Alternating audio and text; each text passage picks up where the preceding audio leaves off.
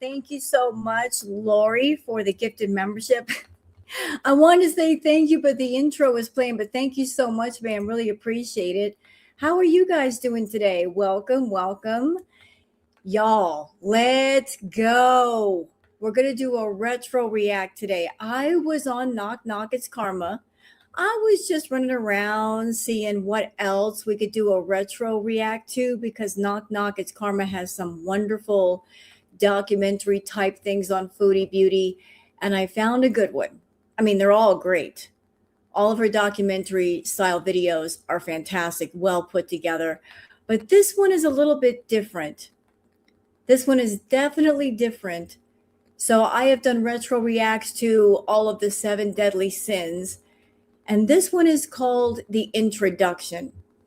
And this has to do with Foodie's nasty, nasty, nasty energy. Hey, Booger. You like my shirt? Yeah, it's nice. Hey, Boogs. Oh, Booger. I start the react and Booger's like, I want to be seen. I want everybody to see me. Everybody rise. The queen is here. She wants some attention. Boogs is here. Lay down. Lay down. Lay down. There you go. There you go. I love you. So hello, Suzette, Liv, Rudolph, Zoe, Sage, Jackie, Rebecca, Payday, Peach, Sue Ellen, Coco, Leanie, Hale. And again, thank you again, Lori, Amazon, Liv. Did I forget anybody? What's up? Hey, Ethan, Michael, what's up? So like, Booger, honey, I love you, but you're going to have to settle down. Going to have to settle down a little bit. So yeah, the retro react today has to do with Foodie. For those who weren't around during Cracked Olympics, Foodie was dabbling. She was playing around with things that really she had no business playing around with. She was using tarot cards. She was using the Ouija board, and there were some weird moments with that. So the introduction has to do with her nasty energy and basically playing around with the spirit world and playing around with things that she should leave alone. Hey, Trad. Also, we do have some Twitter peeps. So for those of you that haven't caught up on things today, where is Foodie? Well, remember how we did the react last night? It felt like she got the car early. And I think she did get the car early because she's out and about today.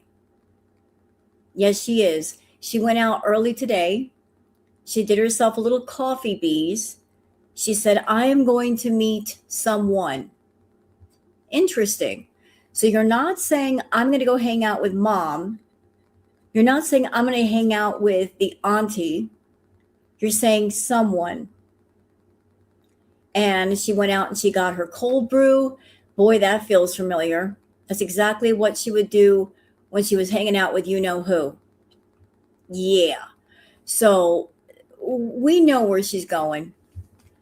We called it last night. We knew what was up. But once payday rolled around, where she was going to go. She said the aunt at one point, well, today it's someone, wink, wink, nudge, nudge. There was also another interesting thing about her live. So I was just on Twitter this morning, and apparently during this short Coffee Bees live, she mentioned that she had a new $5,000 debt. Now that's really weird for Foodie. Like, why would she mention this? Why would she talk about it? Usually she doesn't talk about anything she owes. So what's up with this $5,000 debt? Well, that could be a few things. That could be payments missed to the government for her bankruptcy. That could be to, missing rent for a couple of months. Or that could be because, like, in a recent chat, that Salam mentioned that he was getting a new gaming setup. Anybody who's ever gamed, if you're a gamer, you can drop $5,000 without even thinking twice. You know what I mean? Like you could, if you're a gamer, $5,000 is nothing. She doesn't have any credit cards. She's got bankruptcies. I don't think she can get credit cards unless she gets the secured cards where you put money on it and you're basically borrowing against yourself. So for some strange reason, she decided to reveal to everybody, I'm about $5,000 in the hole. But to me, that kind of feels like rent. She did say that her rent was like over $2,000. So if you're someone and your rent is late, there's the rent plus whatever late fees, depending on the apartment complex, they add late fees. So 2 months worth of rent would be about what? $4,400 plus late fees on top of that. I mean, that would be almost about $5,000. I mean, I don't know for sure. We're just spitballing over here. We're speculating. Well, we don't know. But it's interesting that she brought that up. $5,000 could be anything. It could be, who knows? Who knows? But to me, $5,000 feels like you missed rent for a couple of months. She's been wanting to get out of that apartment. So maybe her thinking is, well, if I just stop paying rent, they'll let me out. I'll have an eviction on my record, but who cares? I want out of that contract. Now, I don't know. I don't know, Foodie. I've actually looked around at extended stays around your area, just different ones, trying to find the cheapest ones. And I got to tell you, extended stays are not cheap. They're actually more expensive than an apartment. I'm just saying. So like you're complaining about $2,000 rent. Well, an extended stay, some of them are like $3,000 to $5,000. So that's where we are. That's what's happening. I predict she's going to be gone for a good part of today, spending time with somebody. So we are going to do a retro react. And we got the Twitter peeps. So, oh, thank you, Debbie's World. I think she paid 6 months up front. That means her first month will be due in May. You know what's interesting, Debbie? The apartment complex that she moved into, when she moved in, they were running a bit of a special where you don't pay for a few months. And I guess how that works, they say, oh yeah, you move in the first 2 or 3 months, you don't pay rent. Why is that? And somebody, I think it was Fat Cow that worked it out.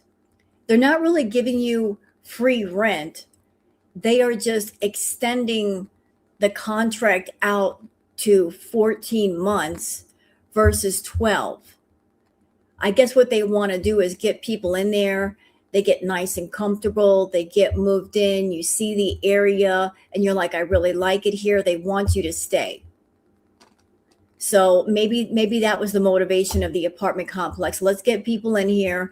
They get all moved in. You're right next to a Walmart. You're right next to this, that, and the other thing. And then as a tenant, you're like, well, I really like living here. So I'm going to go ahead and extend my contract.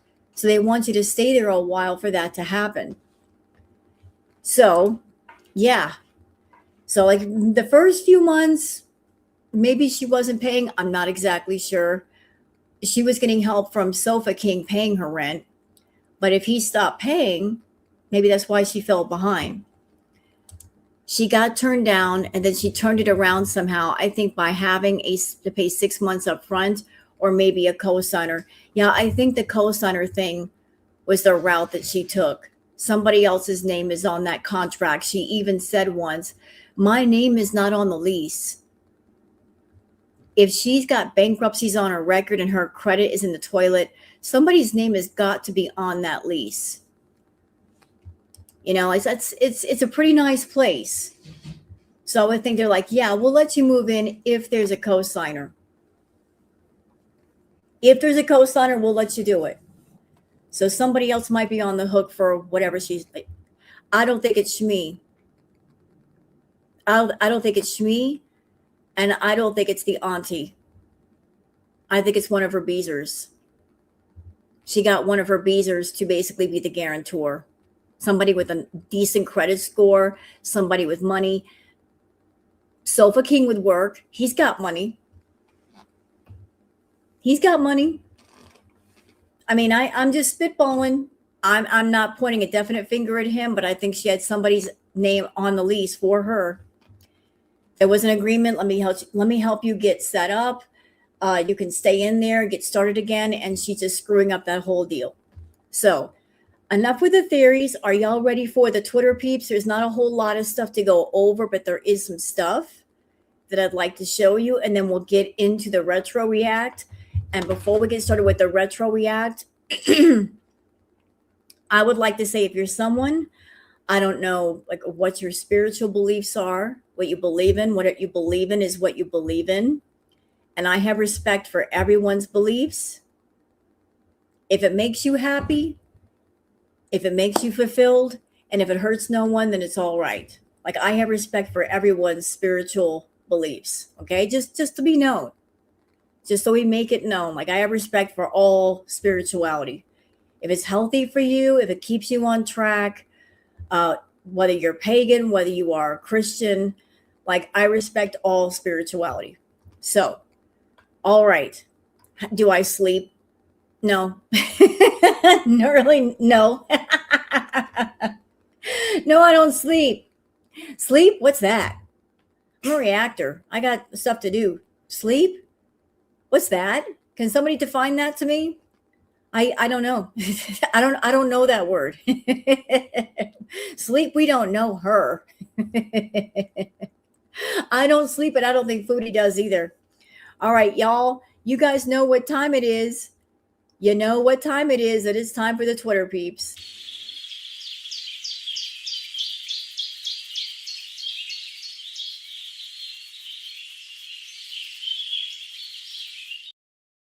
All right, it is time for the Twitter peeps. Let me just go ahead and share the screen. All right. No, we're not in Crackhead Olympics just yet, my dear. This is, it's starting to feel a little bit like that. Hey, kitten. Hello, kitten. Hello. But this is not Crackhead Olympics. We're still able to get sleep right now. If this were Crackhead Olympics, nobody would be sleeping. Foodie's not going to be sleeping, and we're not going to sleep either. We're all going to have to team up and tag team each other in and out just to keep up. I remember Crackhead Olympics, and that's how it was. That's how it was. We were all just tired. We were crying for sleep. We were so ticked off. We're like, she just needs to go to bed. Go to bed, Foodie. Okay. So, for those of you on Twitter that you want to follow me on Twitter, there's my handle, Wild Girl Sarah. And for those of you not on Twitter, that's why I do the peeps. So you guys can keep up with all the girl world stuff without actually having to be on the Bird app. So, Lori, hello, booger. Hello. Lori on Twitter gives us a bit of a recap of the coffee bees that happened today. So the coffee bees went on for 30 minutes, really short by Foodie standards. So instead of going live for an hour, she went live for 30 minutes. She rented a car for 3 days. So she's got the rental car for 3 days, y'all. She got a sugary coffee and then ate half a box of sugary donut holes. What? Diabetes who? So we already got a sugary coffee, and then she ate half a box of sugary donuts, and then she logged off to meet somebody for lunch. Oh, nice, Kiwi. So she got herself a little mocha cold brew, and that should have been enough for her sweet tooth. But on top of that, you're going to eat half a box of donut holes. Hey, Trinka. You know, this may not be Crackhead Olympics, but this is starting to feel a little bit familiar. Like she's in the car. She's doing the run to Starbucks to get her cold brew. And she's scarfing down some food. It's like, oh, I'm going to go spend time with you know who. I'm going to get my fast food fix on either before or after. That feels familiar. Hey, Orem. Hey, Brooke. Drinka. Okie doll. That feels familiar. I'm going to go hang out with you know who, so I'm going to scarf down my fast food and my Starbucks before I do that. Because one odd thing about Chantal and Nads, she doesn't like eating her fast food in front of him, trying to pretend to be a dainty girl. So it's like either she does the fast food runs either before she goes to go see him or after the time is over. So if she's spending some time with you know who for quite a while, she's going to get her fast food fix on before she gets there. Yeah, she's not going to go there hungry. She doesn't want to eat his cooking. You know, she's not down for the smoothies and the half-cooked chicken. I think her recent giddiness isn't about her talking with Salah. Nope, you're right. It's about her messaging Nader and spending time with him. Oh, yeah. It's one of those things of if you know, you know. Chantal will tell you without outright telling you. If you know her patterns, you know where she's going. You know what she's doing. You know. She wants people to know, but she doesn't want to get in trouble with Nader. So she'll just pass out all the signals and all the clues and let you figure it out. It's not that difficult. It really isn't. Hi, guys. I'm going to lunch with someone. Wink, wink, nudge, nudge. Look at me. I'm getting my cold brew. I'm getting my junk food. Y'all been here before. You know what's going on. Yeah, we do know. We know where you're going. You're going to get your party favors. We get it, Foodie. London Rain says, how pathetic is this? To buy someone's affection, he is such a blank to forgive all the crap she said because she got him new things. She'll tell you a pathetic doing the same crap that she did with the cola loser. Milky Chai says, why did Salah forgive Chantal? Because apparently the cause for forgiveness after someone calls your whole family inbred dogs is a gaming setup and a new keyboard. Okay, this is where I call BS. Y'all, let's apply some logic, please. Let's think logically. Where is Salah supposed to be right now? He's supposed to be in Syria, right?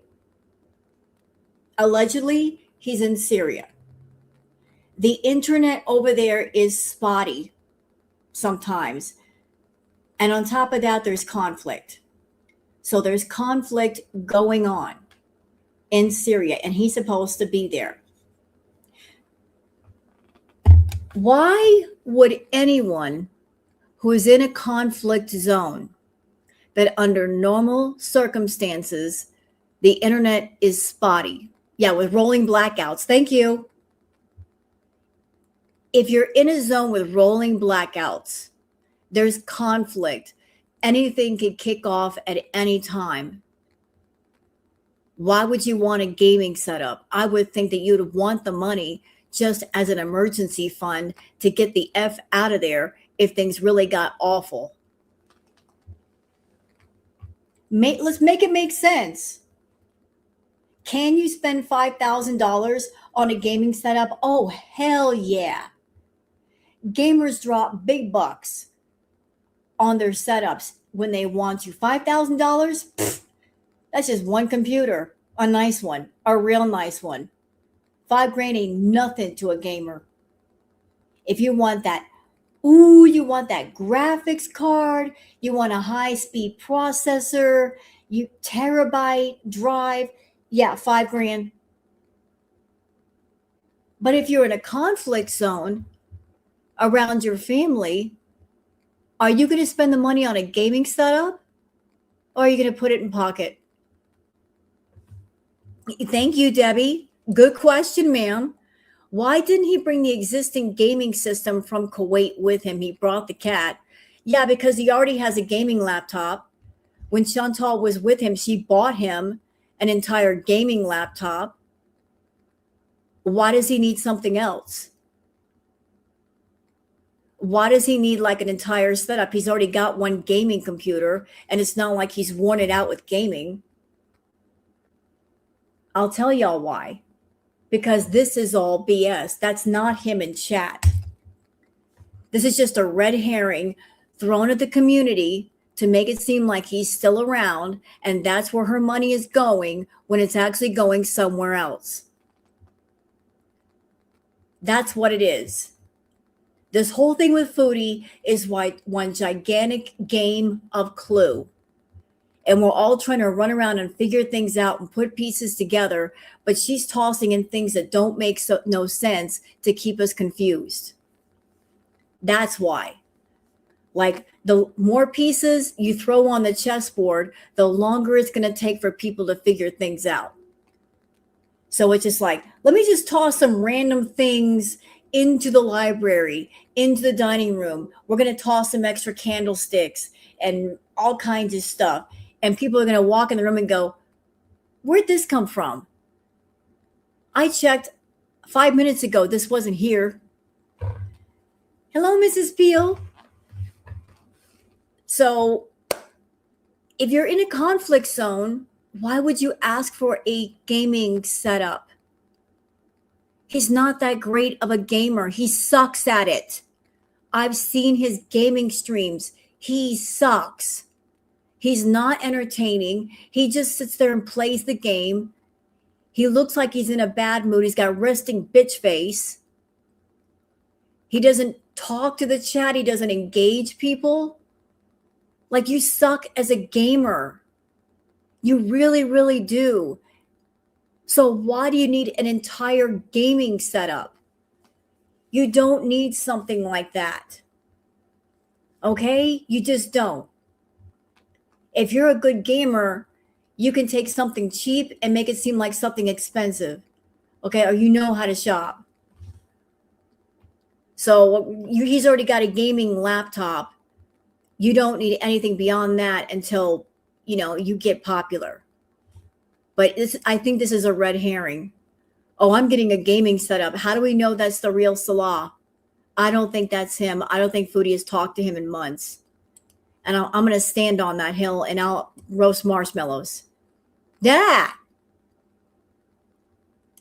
So here's his comment. Oh, where'd he go? Dang it. Okay, but that's his comment. I am preparing for a gaming setup plus a new keyboard so I can stream soon. Oh, what? Foodie's going to have a gaming setup shipped through Amazon to him? Like, good luck with that, Foodie. And this moment happened from Debbie's World Consequences. So it looks like she was doing some fetish content last night, showing off her belly. Now we're doing the gainer fetish content, Foodie. This would play into the feety fetish. This plays into the gainers. They want to see how big you're getting. Let's just show off Gunter. Yeah. Real attractive. You're supposed to be a Muslim woman and you're showing off your belly. Very nice. Very, very nice. Debbie's World says, hey, Salah, your honey bunny is off to screw Nads. She's got the rental car and she's going to go meet with someone. I don't think she's going to get what she wants. I think she might get some party favors, but I don't think he's going to be intimate with her. I know she'd love to be, but I don't feel like that's going to happen. I don't think that she's going to get all that she wants. She's going to we're going to know if she comes back grumpy, we're going to know that she's frustrated and she did not get any relief. Kelly says, so now that she has a car, how many drive-thrus do you think she'll hit in the first 30 minutes that she's been to 2 already? Plus, she says she's going to lunch with someone. So here's Foodie. So she got an entire box of donut holes. And I guess here's a clip from where she was going today. Hello. Feeling cute. Hello. Feeling cute. Hello. Feeling cute. Yeah, okay. See what I mean? She's letting people know where she's going. She's letting us know where she's going to go and who she's going to go see. Hi, feeling cute. Who do you need to be cute for? Now, I know it is weird little girl stuff. You're right. You are absolutely right. Hi, feeling cute. Well, I'm glad. You want a cookie? Probably. You probably want the whole box of cookies. But hi, feeling cute. She's tricky, this one. If you tell her, don't tell people that you're going to come see me, she'll find all kinds of workarounds. She wants people to know. She wants people to know, yeah, I'm going to go see Natter. She's still trying to claim him, but she's not allowed to say his name. Hi, looking stupid. Looking stupid. That's what you are. You're looking stupid. And you know what? After what she did yesterday, what she said, y'all know what I'm talking about. You know what got me upset. I hope he exposes her. I hope he comes forward with another video clip. Please let it happen. I am so tired of her cosplaying. I am tired of her cosplaying being pious. I am tired of her cosplaying being a victim. I'm so tired. I'm so tired. I want her to be exposed for the abusive wench that she is. Please let it happen. Please let it happen. I am so tired of hearing that she's a victim. Slapping on victimhood like someone puts on stickers. Taking other people's scars and sticking them on herself like stickers or Post-it notes. Oh, you're a victim? Let me just take your scars off and stick it on me like a Post-it note. I'm a victim too. No, you're not. Nah. You think you are. You want to be, but you ain't. But there she is looking cute. Look at me. I'm so cute. No, you're not. No. You're not cute, and you're doing it on purpose. You want people to know where you're going. We already know. I'm just waiting for the next video drop from him. And look at this. Amberelle says the unmitigated gall of this weirdo. A rumble in my bottom says, credit to the Kiwi farmers. Foodie Beauty accidentally showed her camera roll, and she's been making more generated kissing photos of her and Salah. Oops. Oops. So she was going hog wild, making AI pictures of herself. And she showed one photo where you could see at the bottom, she's making more AI pictures of her and Salah. Oops.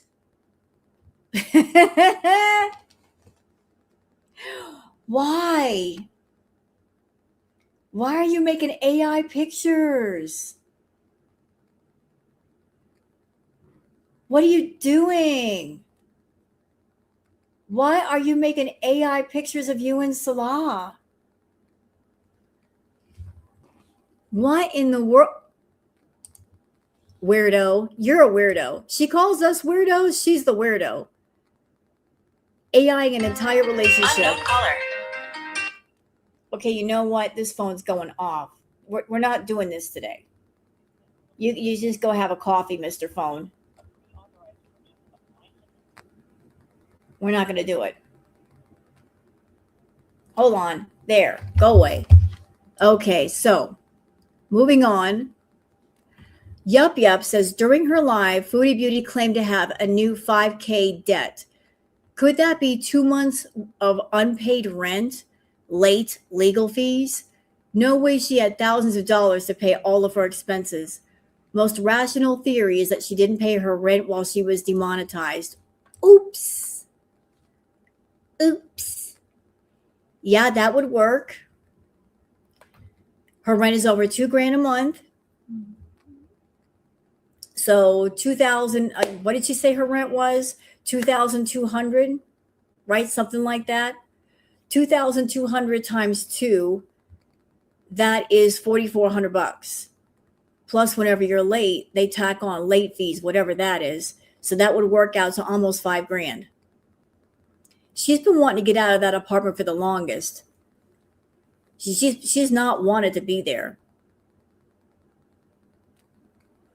So she might be thinking, oh, screw it. I'm just going to stay here as long as I can until they evict me. Yeah, she never intended to stay in Canada. You're right. I think whatever plan she had about, I'm going to stay here for a little while, and then I'm going to go back to Syria, that basically went bust. And I also think if she was pinning all of her hopes on going to Malaysia, and maybe the plan was, I'm going to go to Malaysia to meet up with Salah. And then from Malaysia, I can go straight to Syria. That also went bust. Oh, she said $2,300 plus utilities. So 23 times 2, that is $4,600. That would work out to about $5,000. That's about $5,000 just for rent. Like, they might have already issued her a notice. And then after that, you've only got so much time to get out of there. But if there's a co-signer, they have been notified that she is late with the rent. They got a phone call, they got an email, something. Hey, Goose. Shut up, Goose. Shut up. Fuck off. Don't tell on me. Okay, you know what? I'm not going to let Goose snitch me out. I did send Goose a couple of pictures last night that I found on Twitter. You know, I'm not going to let this bitch snitch me out. I'm going to snitch on myself first. I will confess I sent her a couple of things from Twitter. I know she's a fan of Gunter, and I sent her pictures of Gunter, you know, because I figured she'd like them. I was just trying to get Goose back for all the times that she blinded me. And I'm like, enjoy the eye bleach, bitch. And she said, well, I already got that picture. Damn it. I was trying, though. I'm trying to gross her out, and it's just not working. It's not working. I'm trying to gross her out. What do I have to do? How can I get back Goose Chuck? It's hard to shock her. There's nothing that will shock her. I give up. I'm trying. I can't find a gross enough picture to gross out Goose Chuck. I'm going to have to scour the internet. Like Foodie at the gynecologist office or something. Anyway, so Goose, you arrived just in time. I don't know how much you've heard, ma'am, but Foodie did a coffee bees this morning, and she revealed that she's got a $5,000 debt, and it kind of sounds like 2 months worth of rent that she hasn't paid. I'm not for certain about that, but that's what it sounds like. Hey, doctor. That's what it sounds like to me. Sounds like a $5,000 debt.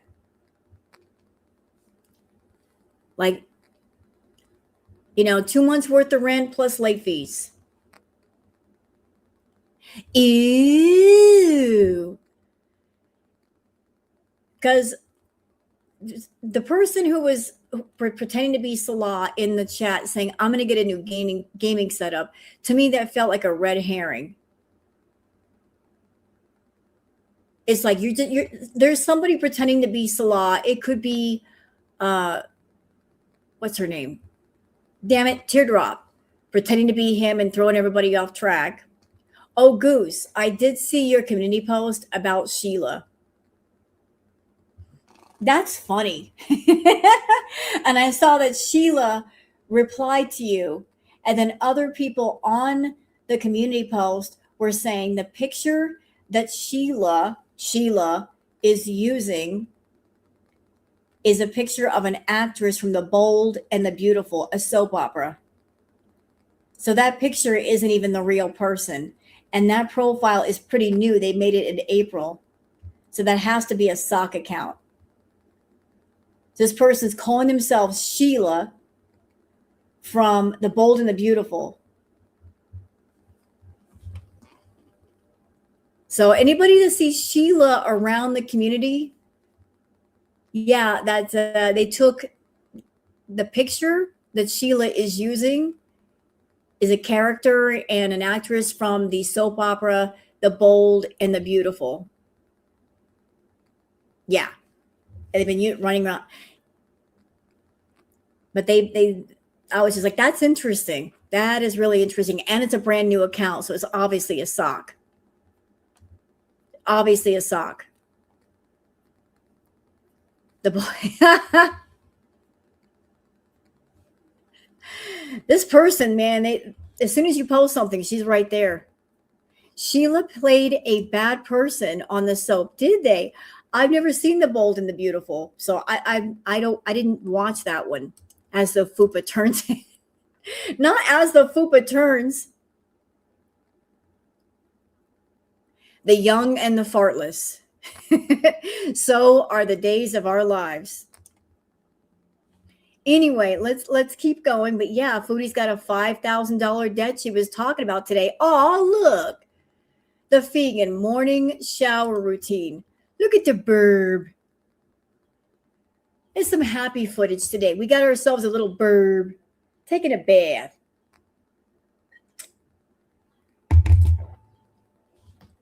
This is awesome. This little budgie's like, I'm gonna have myself a little shower.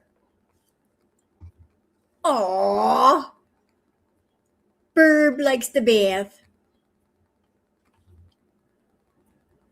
I just want to show that to you because it's pretty footage. He does like it. Burbs, they like their baths. It keeps them clean. Gets all the stuff off, and then they feel nice, and then they start chirping and talking to you. Yeah. Fondue Spiteful Beach says Foodie Beauty drive-through number 2 within 30 minutes. Excellent idea for a non-compliant diabetic. Donuts to wash down the chocolate coffee. Yep, got a whole box of donut holes and her chocolate cold brew. Diabetes who? We don't know her. We don't even know her. Oh, Goose. Goose, take a picture. Take a picture. Take a picture. There you go, mama. Take a picture.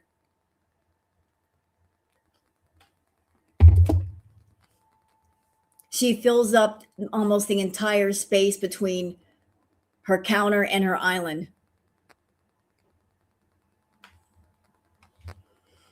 That is real. That is real. I know you're a jealous moron, Goose. You're a jealous moron. We're all jealous morons. Kelly says Foodie Beauty can barely fit between the stove and her island.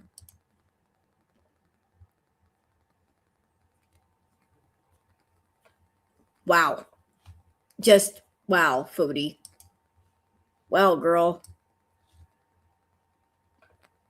Red Zesty says, look how much skinnier Foodie Beauty was there. She actually has a gap between her arm and fupa. The second one was from today.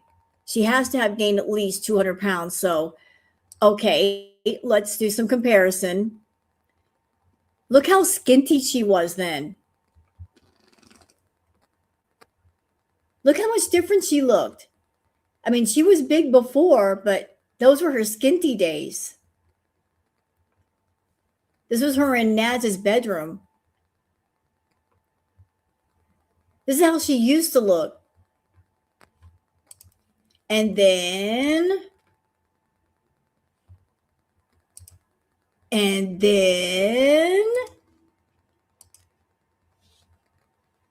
Foodie like photoshopping her pictures. Yup says, if Foodie Beauty wants to register her marriage in Canada, she'd likely need to bring the original contract to a translation service to be translated from Arabic to English, and bring both the original and the English copy to her registry to be registered.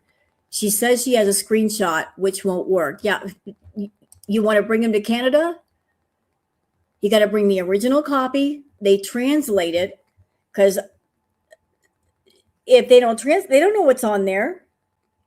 They can translate it for you. Why not get it translated if you want your husband with you? Isn't that odd? I love my man, yet you are not taking steps to get your man over to Canada with you. You don't want to bring him over? No? Not at all? Not going to happen?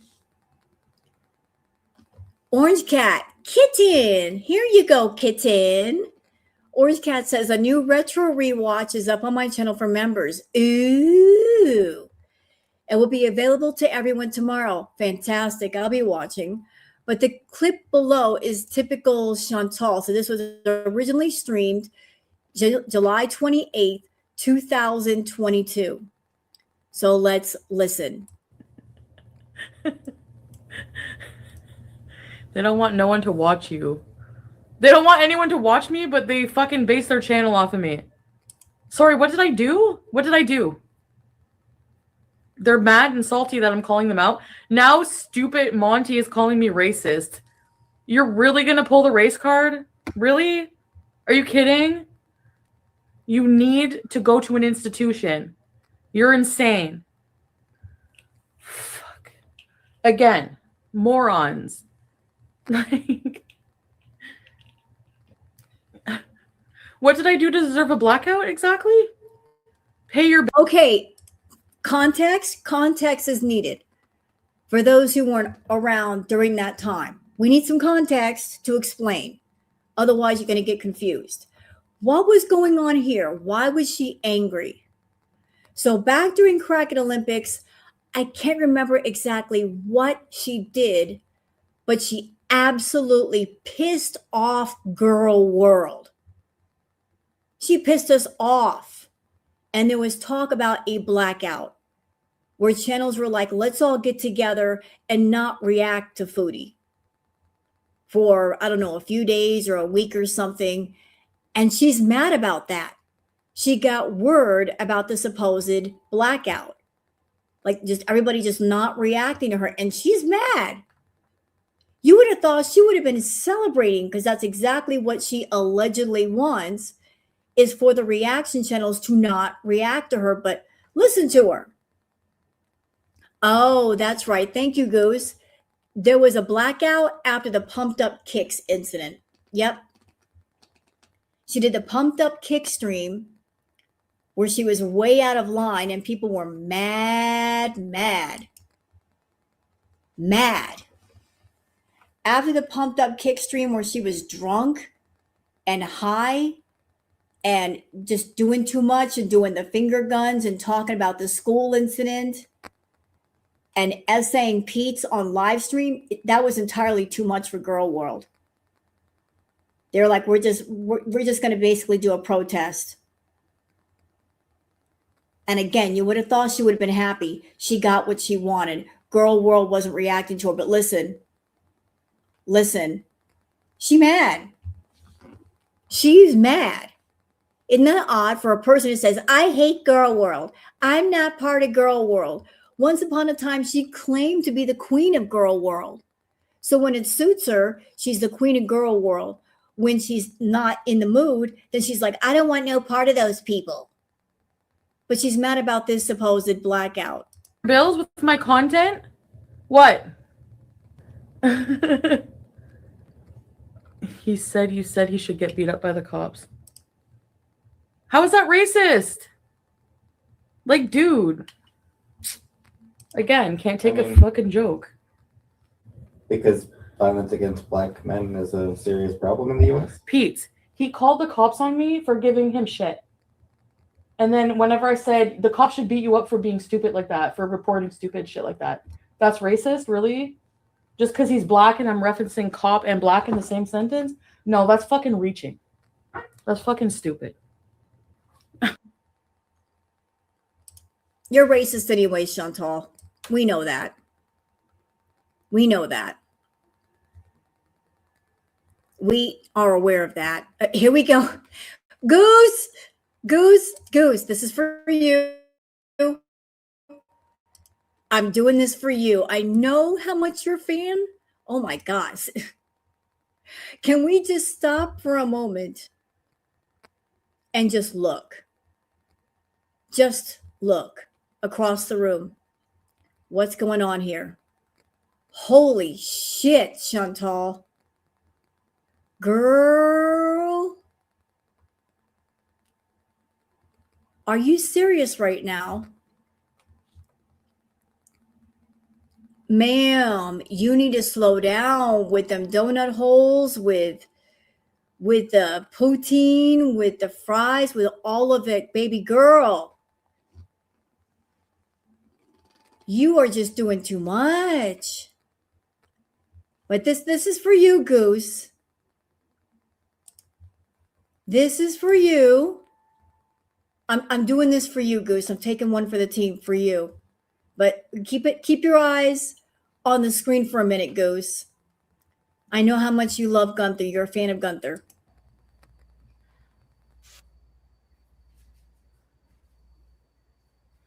Yeah, you know what? That shit was deliberate right there. That was deliberate. She was across the room, and you notice how she lifted up her shirt? That was not an accident. She was lifting up her shirt to show her belly. That was deliberate. That was so deliberate. Go back. Watch her hands, like pull that shirt up. Yeah. You're pulling that shirt up. Yep, absolutely on purpose. Yep, she got a PayPal. Yep. She did one of these. Let me pull that up. Somebody wanted to see Gunther. She sure did. Did you see her? Yep. So that's what we're doing now for money. I guess it is. I guess it is. Hectic Llama says being a big fat miserable piece of crap online to earn a buck is her entire brand. It might as well be her channel description. Self-awareness, 0 points, clipped from Unbelievable V.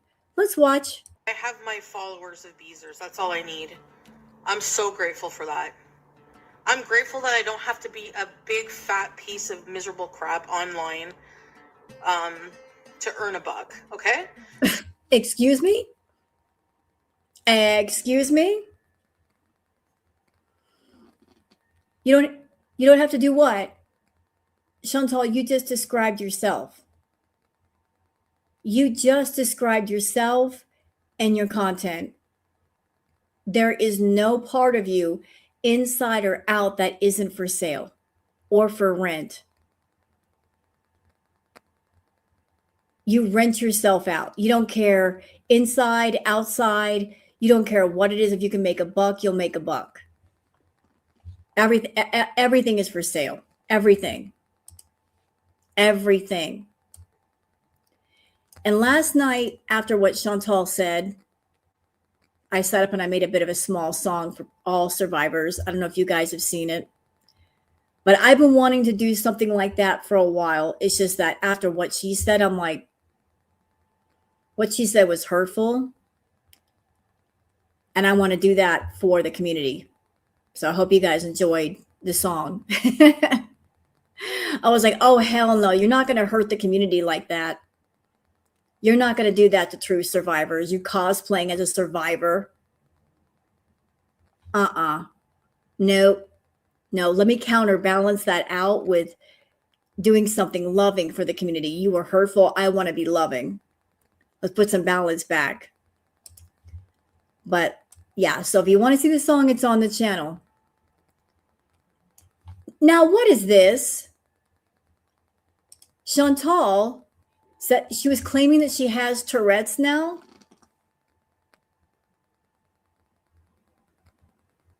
Chantal is saying she's got Tourette's. She doesn't have Tourette's. Tourette's is a very serious, real condition. And the people that truly do have Tourette's, they can't control what they do. But she's trying to say she's got Tourette's. I don't know what's going on with Chantal. I do know that severe obesity can affect cognitive brain function. And she's had severe obesity for a long time. Maybe that's a factor. Maybe there might be some other mental issues to go along with that. But claiming a medical condition that you haven't even been to the doctor for, that you've not been diagnosed for, it's nothing to play around with. Claiming to have something like that when you don't even know that you got it.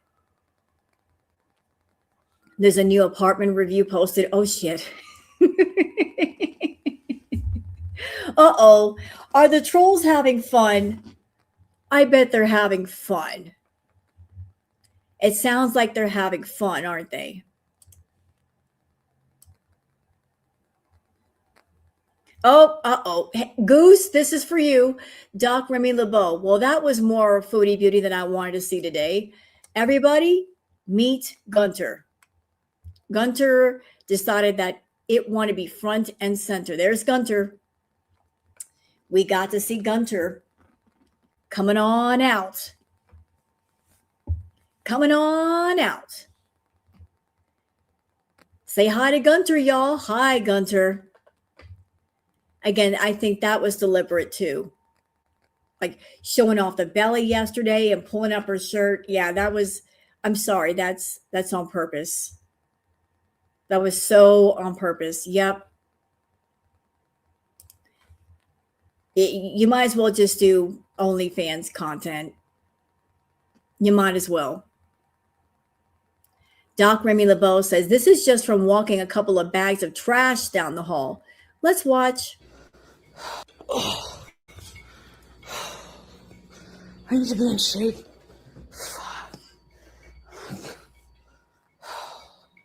It's my breathing is bad. Oh.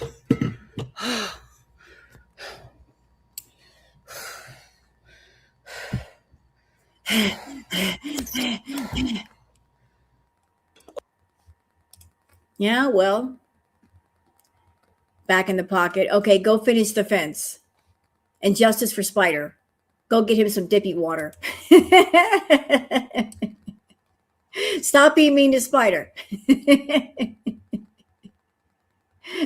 Justice for Spider. Okay, so that's it for the Twitter peeps. So y'all, are you guys ready to get into the retro react? This one's going to be an interesting one. We did the 7 deadly sins.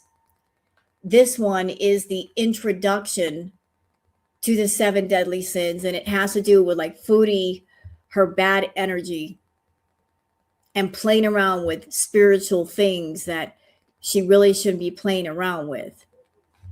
And this is courtesy of the channel Knock Knock It's Karma. For those that don't know about Knock Knock It's Karma, here, let me put the link for the video in the chat. Knock Knock It's Karma has all kinds of wonderful videos and documentaries. I recommend if you want to watch them all, please watch them all. But we're going through them one by one because they're all amazing. They were so well done, so well put together. So this one is all about her energy, her nasty, nasty energy. Because we've been talking about that in the community for a minute. like the nasty spiritual energy that she has, and doing spells and whatnot. And she has no, you're right, she has no respect for anything spiritual or religious. The only thing she wants to do with the spiritual world is to manipulate it to get what she wants. Well, there's a price to pay for that. And, we're seeing evidence that, like what you put out there, you get back. So that's what the documentary is. This the one where she has black mist around? I'm not sure, Tashadi. I haven't seen all of it, but I just took glimpses of it to see what it was about, because it was called the intro. So we're going to get into that. And you guys are going to see why she is having so many issues. And this was done during the time of Halloween. Oh, I know she's done some dark spells. All the tarot readers have been picking up on it. She's done some nasty stuff against people. All right, so are y'all ready? This documentary isn't that long. It's less than an hour, but it's still a good watch. So y'all ready? Does anybody need to go get their coffee or donuts or snacks or whatnot? I'll wait a minute.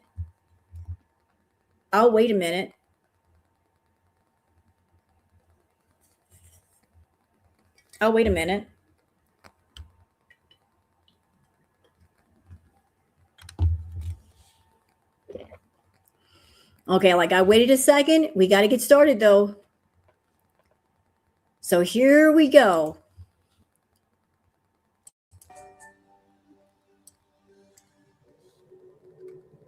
Yep, we're going to talk about the supernatural, sins, spirits, and all things spooky.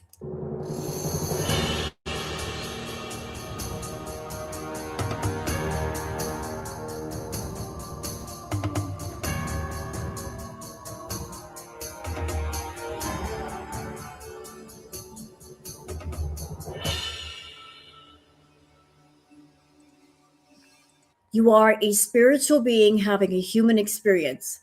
You're not a human being having a spiritual experience.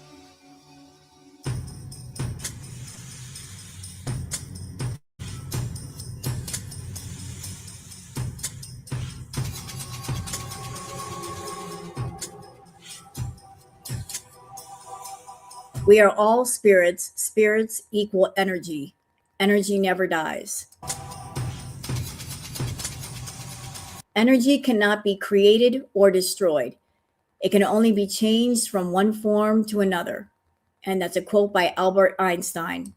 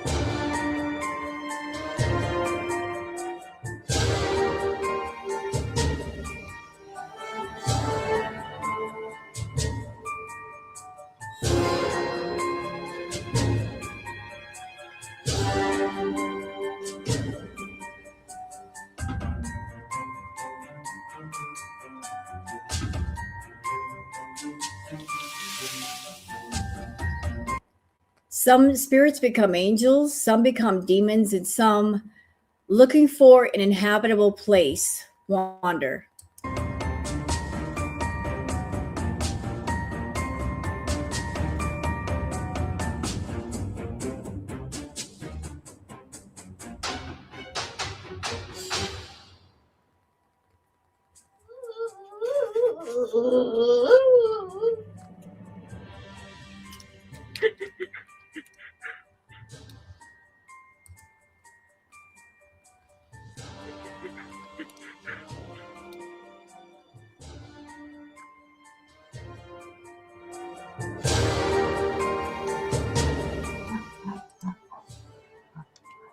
Oh, oh, hell.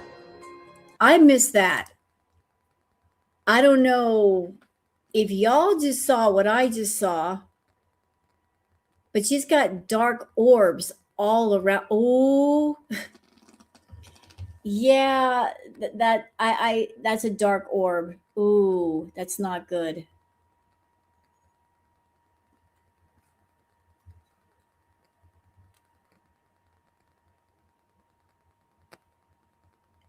You know, I remember being around for Crackhead Olympics, and I don't remember this. But see, for those who don't know about orbs, like there are people that have, say, taken pictures or videos, and sometimes you take a picture, there might be like light orbs around a person, and those are good. It just means there's spiritual energy, but a dark orb, ooh, yeah, that's something you don't want to see. Yeah, that's something you don't want to see. Someone who's got dark orbs around themselves, that's nasty energy. That's real bad.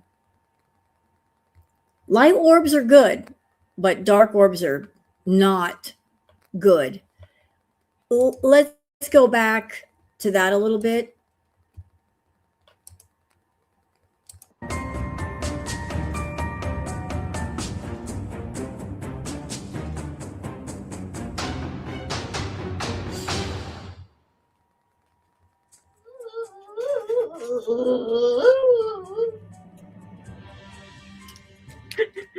And there it is, right there.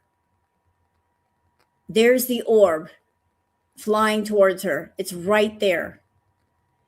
It's coming across her shoulder. Back up. We're gonna turn off the volume for a minute, and we're gonna slow this down because it's really hard to catch. It's really hard to catch. Okay, so you're looking right about here, and it's coming straight at her.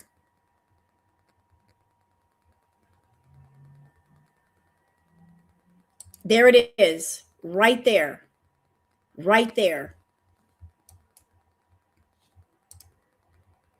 right at Foodie.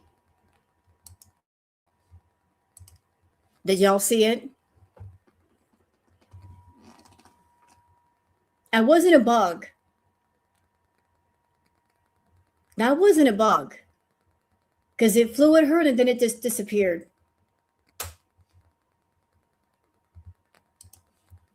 That's why I slowed it down, because, you know, sometimes you can miss an orb. That was a dark orb. Ew. Oh. Go. Sorry, I'm just trying to fix this.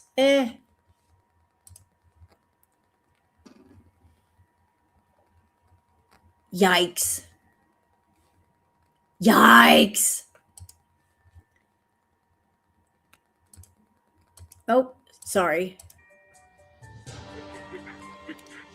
Yep, there we go again.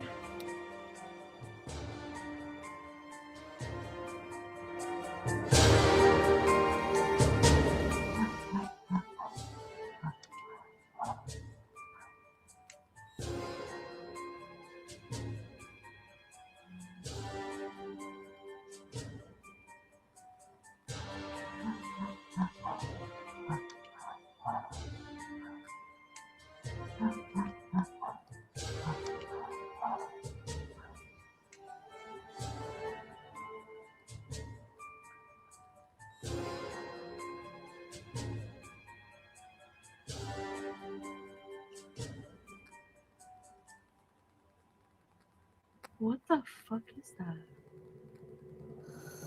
See, I remember back in the day, Foodie used to do a lot of chemicals. And I mean a lot. And I do remember her talking about, look, she saw shadow people. And I'm not sure if she saw anything spiritual or if it's just like, you know, rug psychosis, being up for hours and you just start seeing things. But she did mention seeing shadow people and hearing voices. But look at her. She's like, what is that? What is that? Like with her, it's hard to tell if she's seeing something spiritual or she's just been up too long because she's done too many chemicals and that can cause hallucinations. But clearly something weird happened here. Yeah, a lot of us did, and rightfully so, have a Sue Mom, because she was under the influence of chemicals. And if you can stay up for like 2 or 3 days at a time, you will start seeing things. You will go into delirium. But she was like, "What was that? What was that?" And she would be hearing things and talking about shadow people. You know, how are we supposed to know? We can't see what she sees. It's still just floating slowly in the air like this. Did you fucking see that? Our house is haunted! Who died in here? We need to do a seance tomorrow. We need the Ouija board. No, that's the last thing you need. So for those who don't know, Chantal, more than a couple of times, she would mess around with the Ouija board. She did like a couple of sessions at the house, and then she went to a graveyard of all places doing the Ouija board. And I, with all respect to other people's beliefs, I don't think anybody should mess around with a board,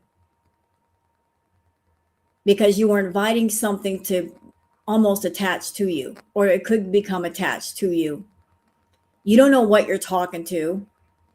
You have no idea what you're talking to. And if you got messed up energy, you might be attracting something to your messed up energy. It's not a toy.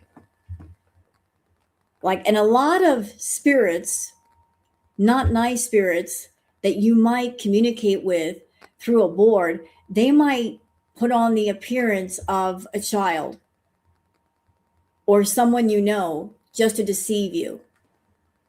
So she messed around with a board a few times, one of which was in a graveyard, and she did not close out the board. When you do Ouija, you're supposed to close out the session. She never did. She left it open. She left it open. She didn't say goodbye. She wasn't doing it properly. She was also, I'm sure, doing the board when she was under the influence, which makes it all the more worse. You're not protecting your energy field. You're completely open to whatever it is that what might want to attach to you. You're basically saying, come get me. I have no protection. I'm not being careful. Yeah.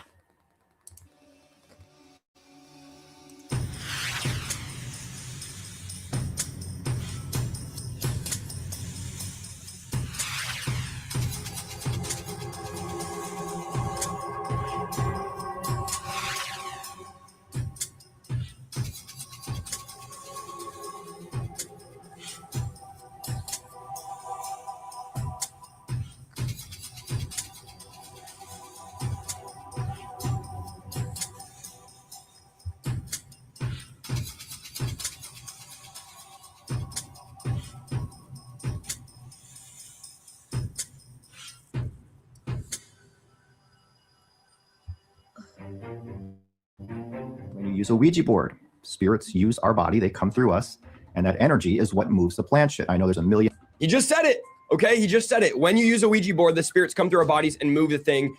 These are, again, he's just saying it right up here. One or the other is moving that, and in some cases they do, but that's how spirits use a Ouija board. So spirits always have to go through us to speak, whether it's through a spirit box, a board, any device, even tarot Just cards. something we to some talk extent. about. Spirits will always go through us. I've recorded hundreds of messages where spirits say they're in me, going through me. And also I've recorded validation of spirits saying they have to go in us and through us to speak.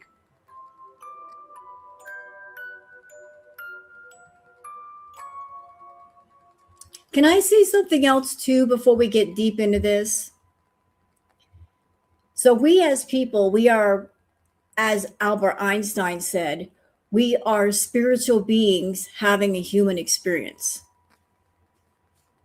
And we go through things that happen in our lives to make us stronger, to bring us to enlightenment, to make us become the best selves that we can be. And sometimes we go through our trials and tribulations because it makes you stronger. It makes you wiser. It makes you smarter. You're able to make better decisions and choices. Sometimes you got to fall in order to stand. So what you are, you attract to you. Whatever your energy is, you will attract the same. So if you're someone and you have really bad energy, you are going to gravitate to those who also have bad energy or similar energy.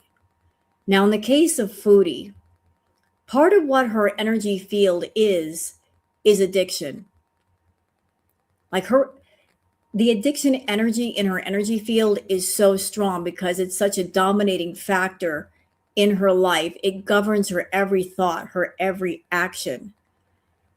And it's not just about having energy in your energy field on this earthly plane, but in the spiritual world, you are also attracting spirits, maybe wandering spirits, lost spirits who are kind of stuck here to attach to you.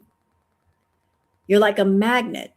If you are someone, you've got negative, nasty energy, and you also have addiction in your energy, they're going to gravitate to you like a magnet.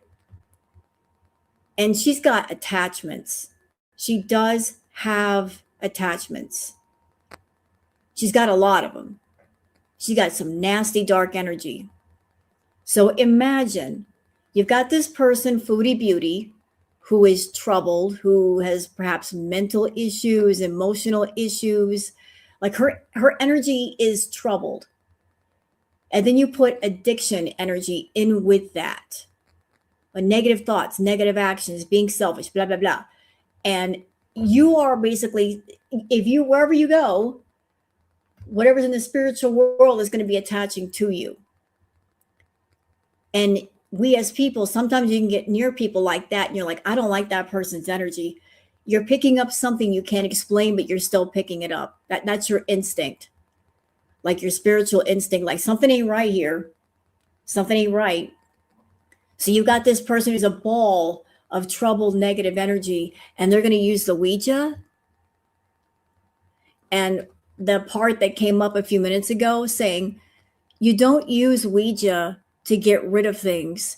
You use the Ouija to invite things. People who do tarot readings, you are inviting messages from spirit. When you do the Ouija, you are inviting spirit to talk to you. So if you have negative energy, and if you are inviting things to talk to you, and like attracts like magnets, what do you think is going to talk to you? What do you think is going to try to attach itself to you? If you are a negative being, a negative soul, if it's like you're doing a Skype, you're on a Skype and you're like, hey, spirits, talk to me. What spirits do you think are going to talk to you on Ouija if you're negative, not positive? Did I ever do the Ouija? Yes, I did. And I had a negative experience. And let me tell you, it's dangerous. It is dangerous. That's why I'm like, nobody should be messing with that. It is very dangerous. You're not supposed to do Ouija alone. You're not supposed to do it alone. You're supposed to be very, very careful if you do it. But even then, you got to be very careful. And she never closed out her session with the Ouija board. So not recommended. Leave those boards alone. They are nothing to be messed with.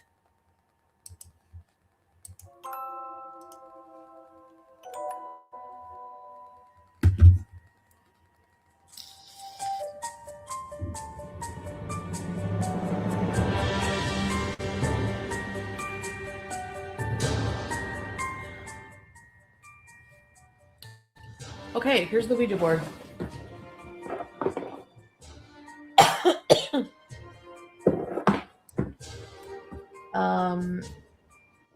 What are we gonna conjure up? I don't know. Whatever wants to come talk to us. This freaking idiot. What are we going to conjure up?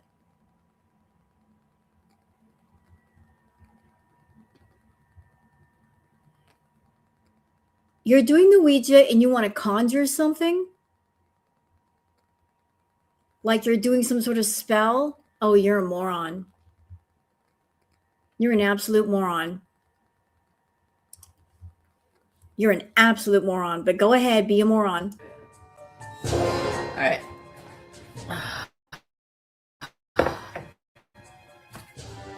Isn't there supposed to be a damn glass in here? Ouija. No, it isn't.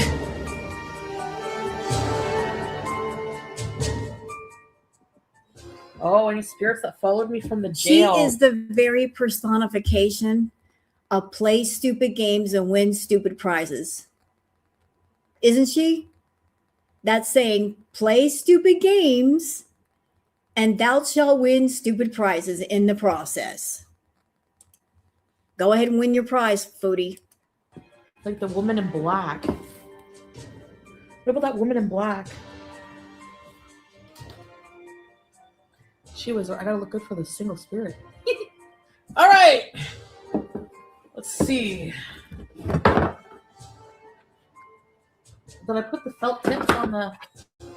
Oh, I got chipped out of my friggin' Ouija board. No, you didn't. You get the board and you got the planchette. What are you expecting to get?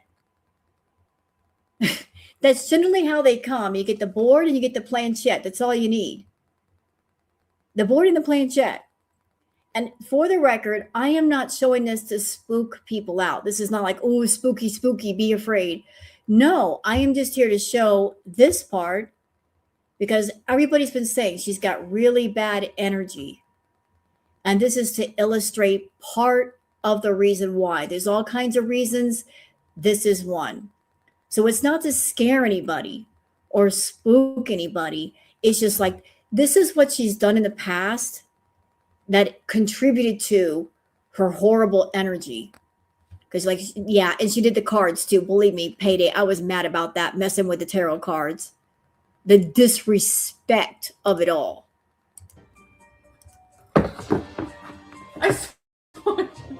It's not gonna work. Stupid. There's supposed to be felt tips and I don't have them. No, there isn't. All right, let's just see if this works.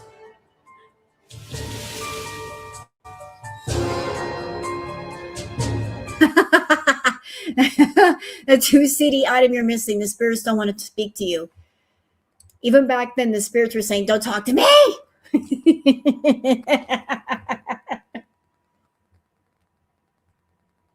Spirits were saying, don't talk to me.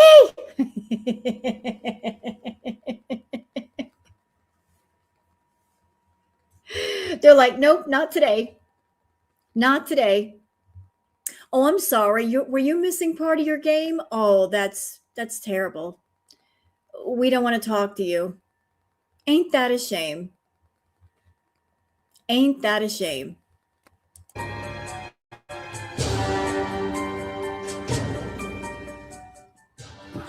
That's lame. I mean, I want a refund. Hey, Sam. I don't want you to get possessed. Can you get down for a few minutes? Right. Actually, I feel it more on this side. Now let's watch the candle too, because one time I did the Ouija board and a candle literally, hold on, the flame like flipped out. This way. All right, let's do this. And again, when you do Ouija, not that I'm recommending anybody do this, my recommendation is don't do it at all. Never. Absolutely never. Listen to Mama Rose. Never do this shit. Never. because you don't know what the hell you're talking to. You have no idea. You can't see what you're talking to. But especially don't do it this way, doing it by yourself. Nope, nope, nope, nope, nope, nope, nope, nope, nope. You're never supposed to do Ouija by yourself. Never. I go like this.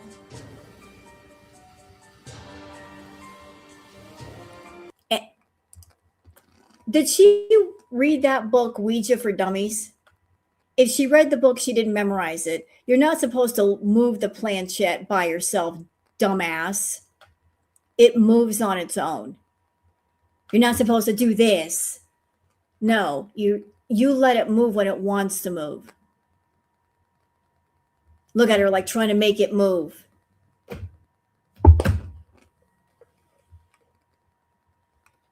You're trying to make it move and say something.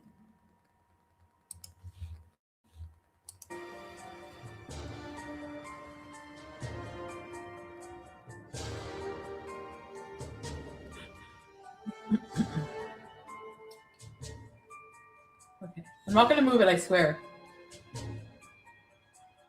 Do I put both hands or one? Ouija? Is there anyone here who would like to talk to us? No.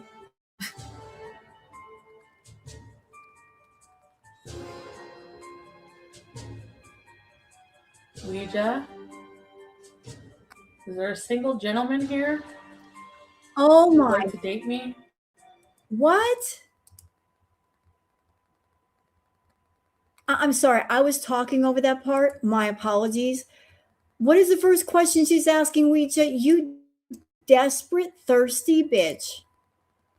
So even using the Ouija, you're all about you're horny on the Ouija. Oh my God.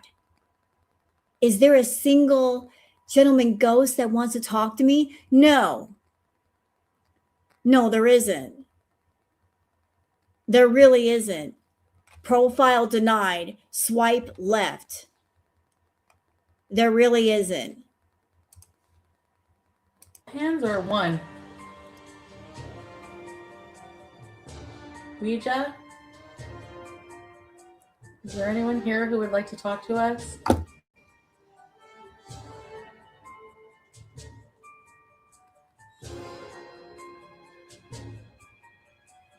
Ouija? Is there a single gentleman here who would like to date me?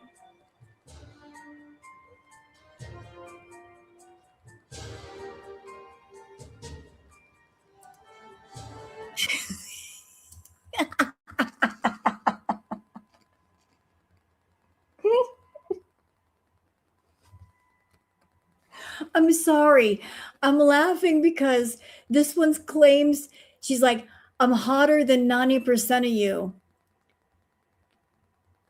Even the spiritual world is saying, hell no, there's nobody here that wants to date you.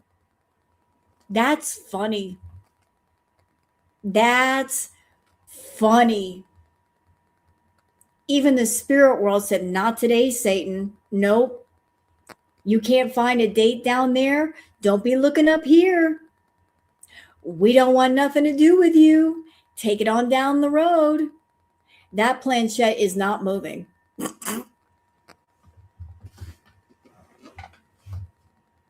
It's not moving.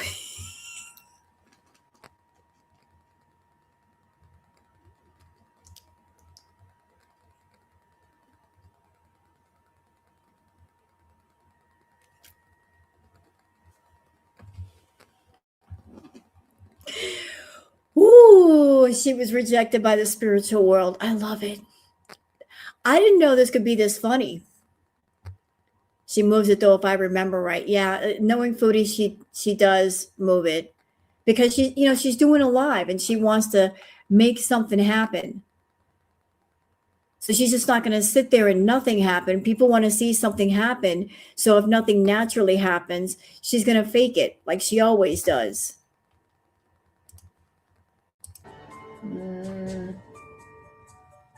Ouija. What did I say?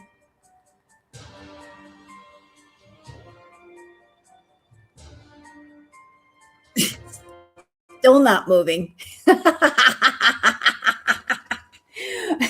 Her request got put on red, but not replied.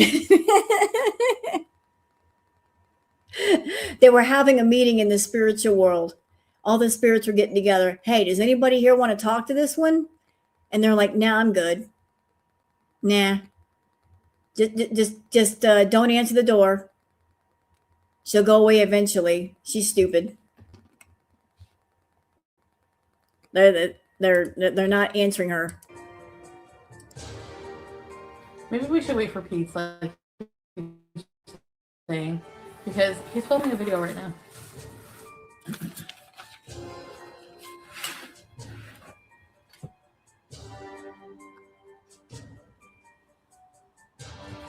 Should I leave my burner on?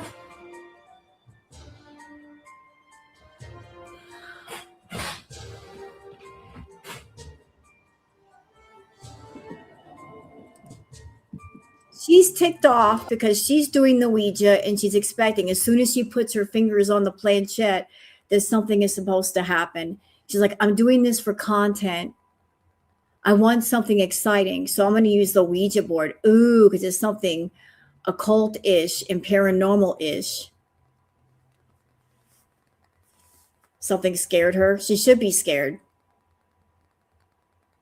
Yeah, all of her spirits are busy. Please hold. Don't you have to do it at night? Not necessarily. Not necessarily. Oh. Goodbye, Ouija. Till next time. That was lame.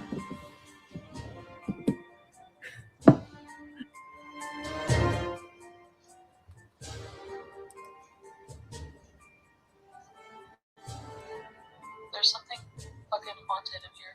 I thought I closed the door and the fucking Ouija board. What do I do now? Put salt somewhere? Do I have to sacrifice something? Fuck. What do I do? So when you do Ouija, if you open up the session, you're supposed to close the session. You're supposed to say goodbye. If you don't do that, the portal stays open. She didn't do that. She asked a question and you guys were watching. I didn't hear her say goodbye. The session is over. Now she's like saying there's something in my house. I wonder why.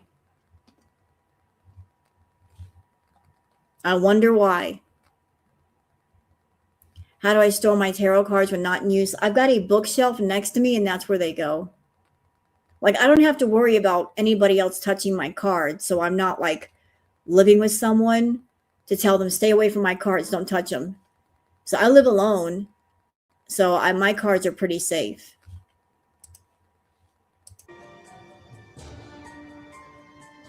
Oh, it's cold. Vicky, fuck.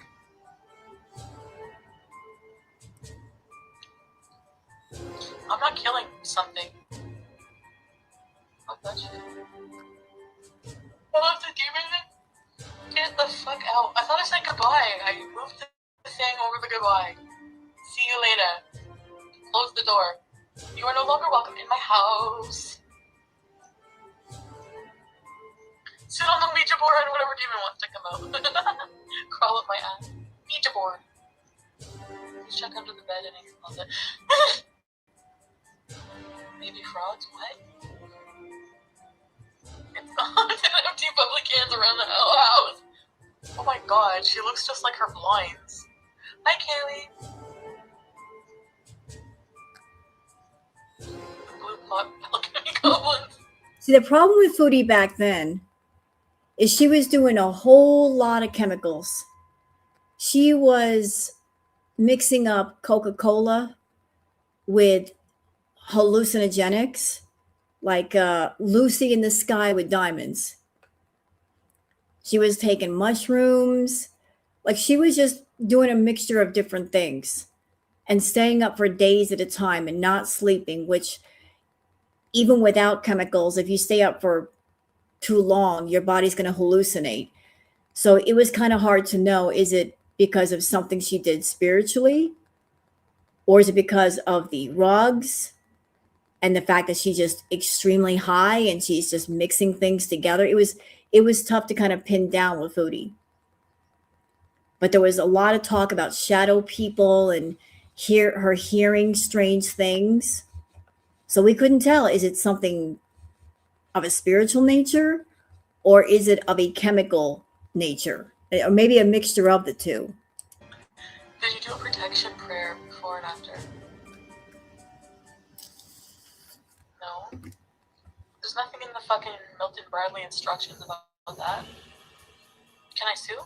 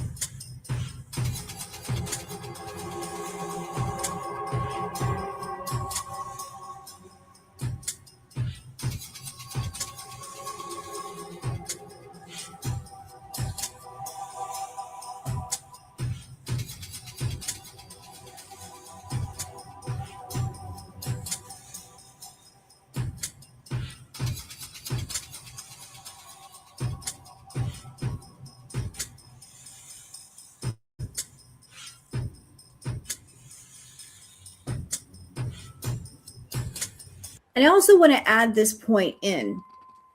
On top of Foodie being full of addiction, she's got that addiction energy. Like we all know, she does not like to bathe herself. She doesn't take showers the way she needs to. And thank you, Patricia, for the super chat. Thank you, Rose. This is so interesting and very enlightening on her dark aura being explained in detail. If Chantal is someone that she is a subscriber of dark, chaotic, troubling energy, if that's what she thrives on, if that is what's surrounding her, Chantal does not like to bathe.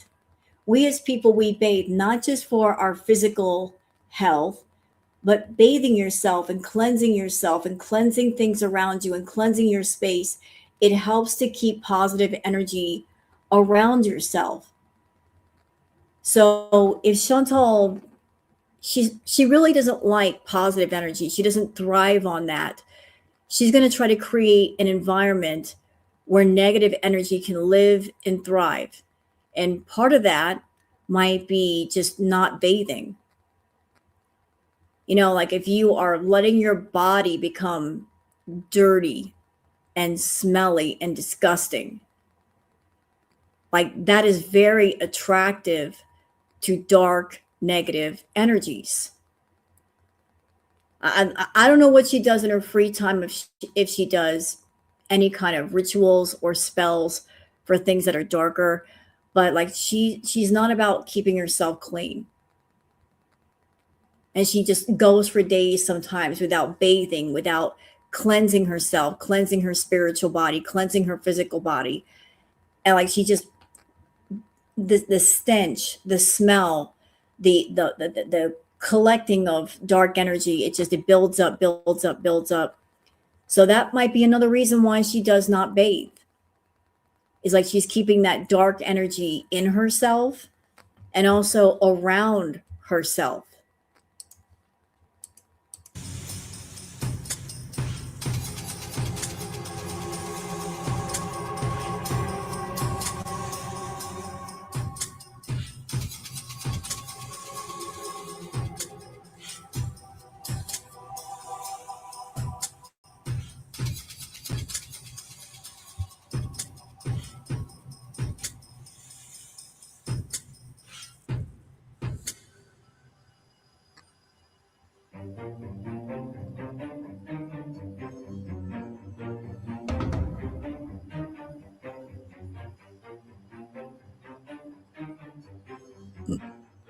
I think so, guys. It's not good. I can't ruin like my fucking life on here. And I feel like until I'm like better, I will. I might. You know, like I can't tell how I'm gonna be 1 minute to the next. You know, like I know people really think I'm fucking faking, and I'm telling you, I'm really fucking not. And I don't think I can fucking be like this online anymore.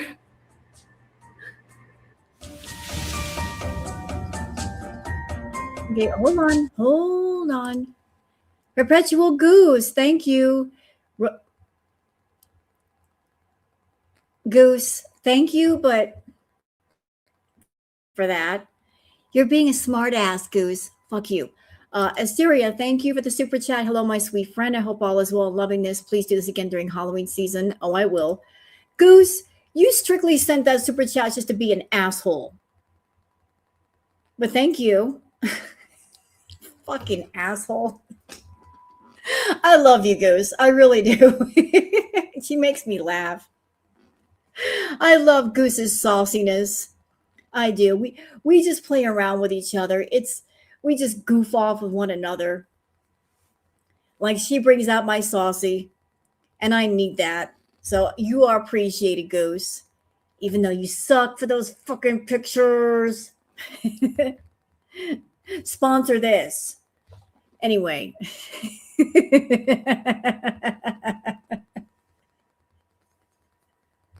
I got something for you, Goose. I've been like floating around with an idea of something to do for my channel. And I might just do it. I'm just trying to figure out how to do it. Yeah. So you'll see what I'm up to. And it involves you. All right. So back to this. The spirit's goal is to torment and ultimately complete control. Yep.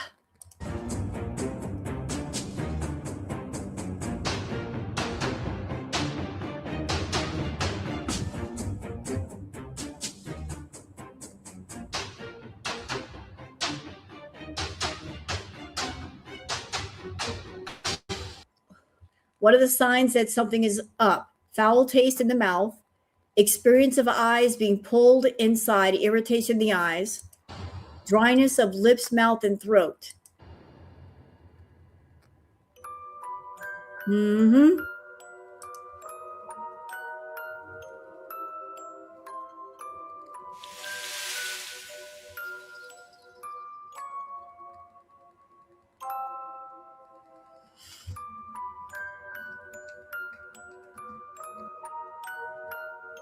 For tonight, actually, I have like a last minute thing come up. I'm like, that sounds like such a lame excuse. So I wrote, oh, that's it. And then he wrote back, yeah, I have like an online tutoring session that came up I have to do. So that will block me up for tonight. And then I'm like, okay. And then I was like,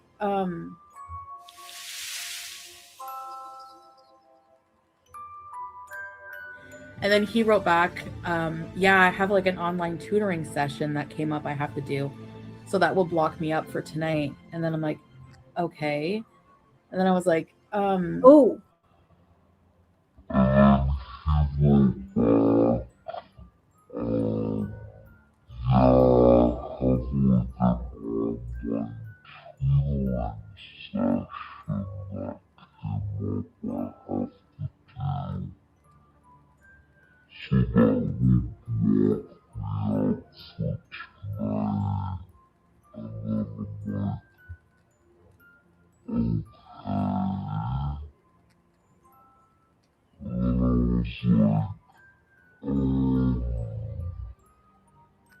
all right. I was like, I just didn't hear from you, so I wasn't sure. You know, like you could have fucking like Lewis. And then anyway, and then so I was like, okay, so are we still on for, you know, like Friday or whatever? Just to kind of see what he'd say. And then he was like, sure. And then he wrote again, I'm so sorry. I'm just like, okay. And then he's like, yeah, let's keep in touch. And then he put a kissy face. And then I said, all right. I said his name. Yeah, that sounds good. And then just a smiley face. So like, I don't know, he's just a bad communicator or what the deal is. But it really put things back into perspective for me that this guy is still just a guy that probably just wants to hook up with someone. And probably that's all he'll ever want, and that's all it will ever be. Or I'm just thinking. Yeah. I'm just thinking. And I'm just thinking, like, I'm like super psychotically obsessing about it. And it's because you know what? We're going to stop here. Because when it comes to Foodie, let's think about her energy. What is Foodie's energy? It is troubled. She has had mental illness for many years. So she's not mentally well. She's not mentally stable. She's not emotionally stable. And she's got addiction energy all up in her energy field. And this is someone who wants to poke at the spiritual world and get something from it. She wants to communicate. She wants to use tarot cards. She wants to do the Ouija. She wants to do spells. She wants to manifest things. And she knows nothing about protection. She knows nothing about protecting yourself or doing a protection circle or anything like that. She just opens herself up to everything and says, hey, I want something, give it to me. But she's not doing anything properly. No, I'm Suzanne, I'm not doing this to scare you. Like I said, I'm not doing it to scare people. I'm doing this retro react because a lot of people, we have all picked up on her dark energy. She does have very dark energy. And so I wanted to go all the way back to the things that she's done in the past to illustrate part of the reason why she's got that dark energy and why we're picking up on it. People who are tarot readers, people that are not tarot readers, you can just feel it coming off the screen. Like some of the things she's done to contribute to that. That way, for those who are like, I'm picking up dark energy and I don't know why. This is why. This is why. Like she's done some things to open herself up to spiritual things when really she should leave the spiritual world alone because she is not balanced. She is not stable. She is not respectful of the spiritual world. She is not one that she should simply say a novice or an amateur willing to learn and respectful. That's different. She's very disrespectful, very disrespectful. She dabbles, and dabbling disrespectfully is dangerous. She's a dabbler. So this is simply for, let's just say, education and enlightenment. This is not to scare people. Those of you in my chat, you've done no wrong. You've got nothing to be scared about. You've not done anything disrespectful, but she has.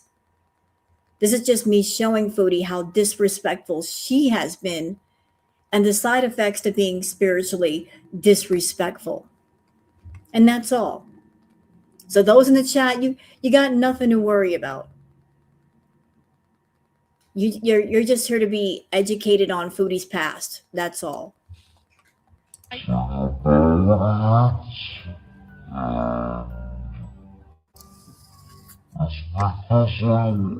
do like him. Like I really liked him, or I did like him.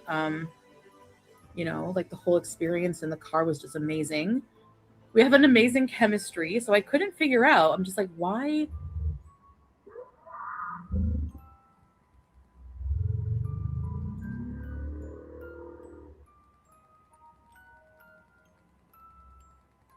You know, why would he do that? Why would he just ghost me?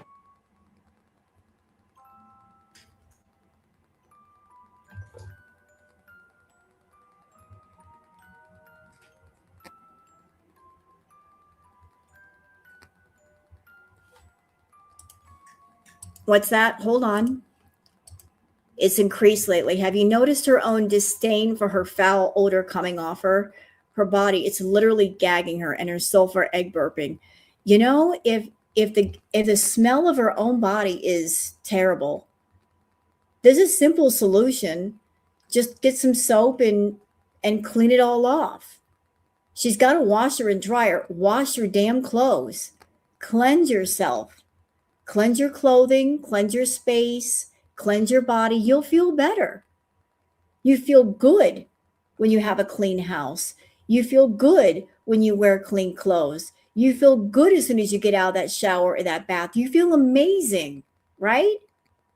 You get out of the shower and you feel brand new. And that's because you cleaned off all of the tiredness and the tired energy or the stress. It helps to cleanse you from the inside. So if she's turned off by her own body, there's a fix. You can fix it. You can absolutely fix it. You don't have to just sit in all of that. You can just fix it on your own or ask for help to fix it.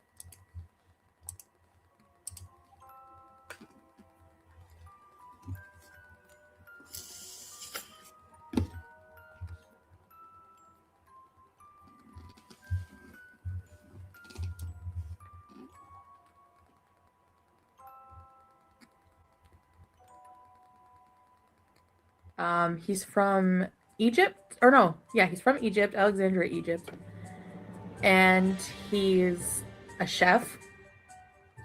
So he's always pushing me to come over and eat.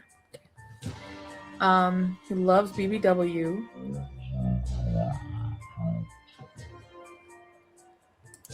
You know, if Chantal is going to see Nads today, which I really think she's probably with him right now, or going to see him, here's the ridiculous thing. Back in the day, when Chantal used to go to Natter's place, as soon as she walked in the door, he would tell her to straight up get in the shower immediately. She'd walk and he'd go, get in the shower now, like right now. He wasn't putting up with that stinking and stankin'. He made her get in the shower. So if she's got the horny bug, and if she's wanting something physical to happen between her and Natter, how about take a damn shower? Why are you paying $2,000 plus for an apartment if you're not even going to use the shower? Take a damn shower. Wash your clothes. It's crazy. She would find guys that she's like, oh yeah, this guy smelled so good and he had some nice teeth. He smelled of cologne and his breath was so pleasant.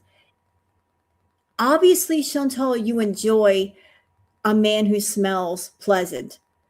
So why aren't you giving the men in your life the same? Why are you expecting the men to smell their best and look their best at the same time you show up looking and smell like an entire bag of garbage? And you think a man's going to get aroused and want to do things with you? They're not. If you turn off a man, his equipment won't work. So if you want a little this and a little that, then get a bar of soap and make it happen. You want to get laid, but yet you're going to show up smelling of like weeks and weeks of not bathing. How's a man supposed to do what you want him to do if you smell like that? Come on now. Get real and get smart.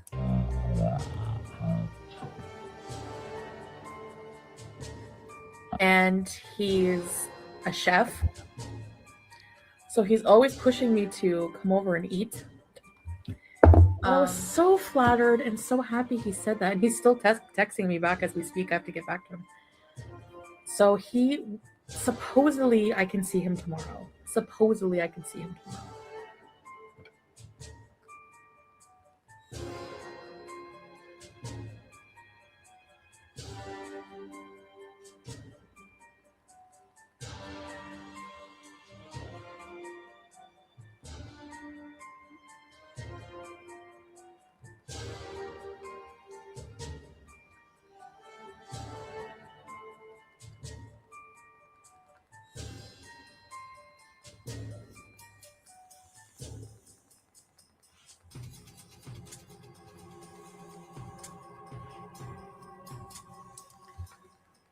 Who did this video? This is from the channel Knock Knock It's Karma. Knock Knock It's Karma. And the name of the video is The 7 Deadly Sins, the introduction. So this was the introduction to the whole series that Knock Knock did.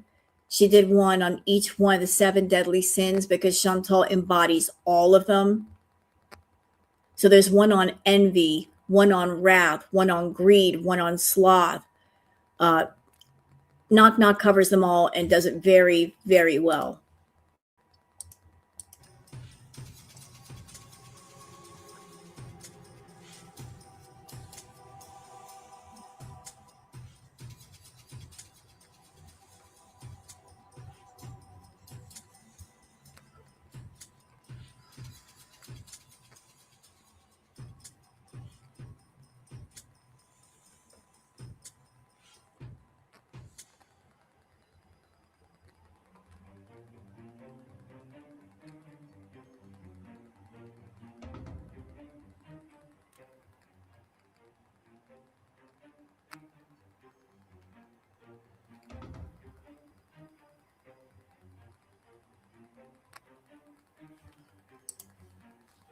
Thank you, Dina Marie. I appreciate that.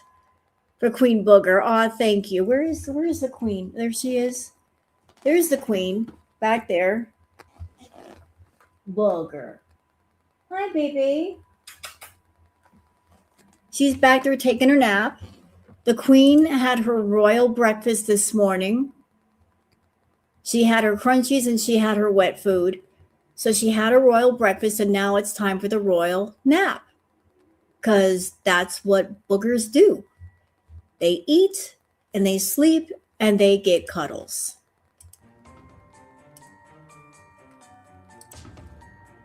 And thank you, Suzanne, for being a new member.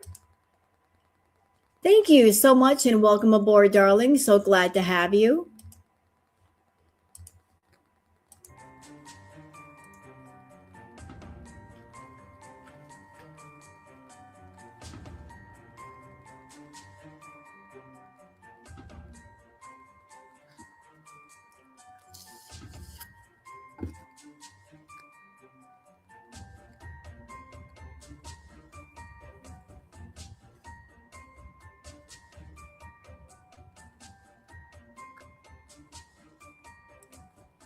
And I don't want to freak anybody out.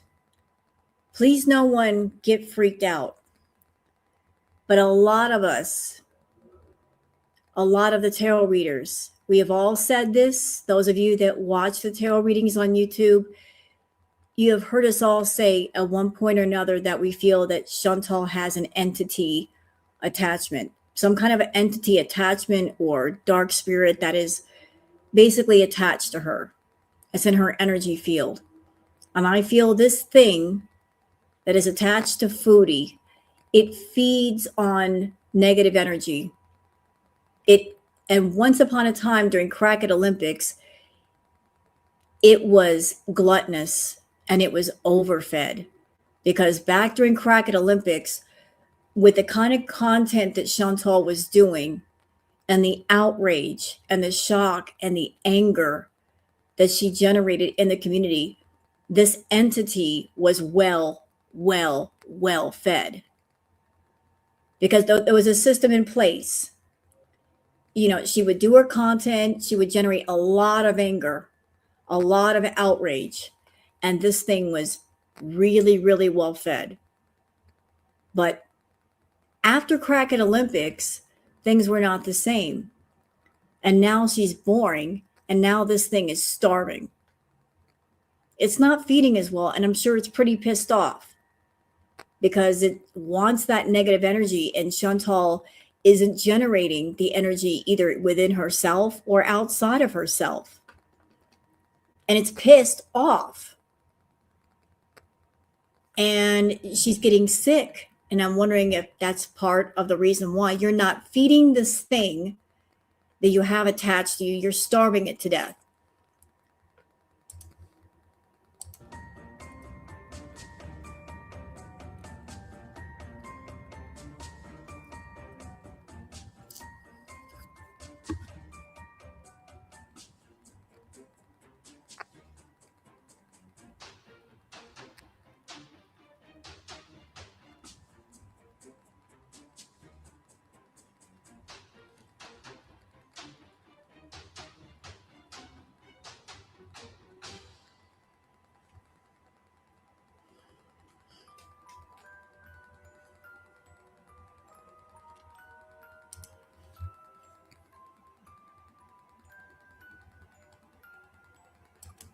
That's like a dream situation for me.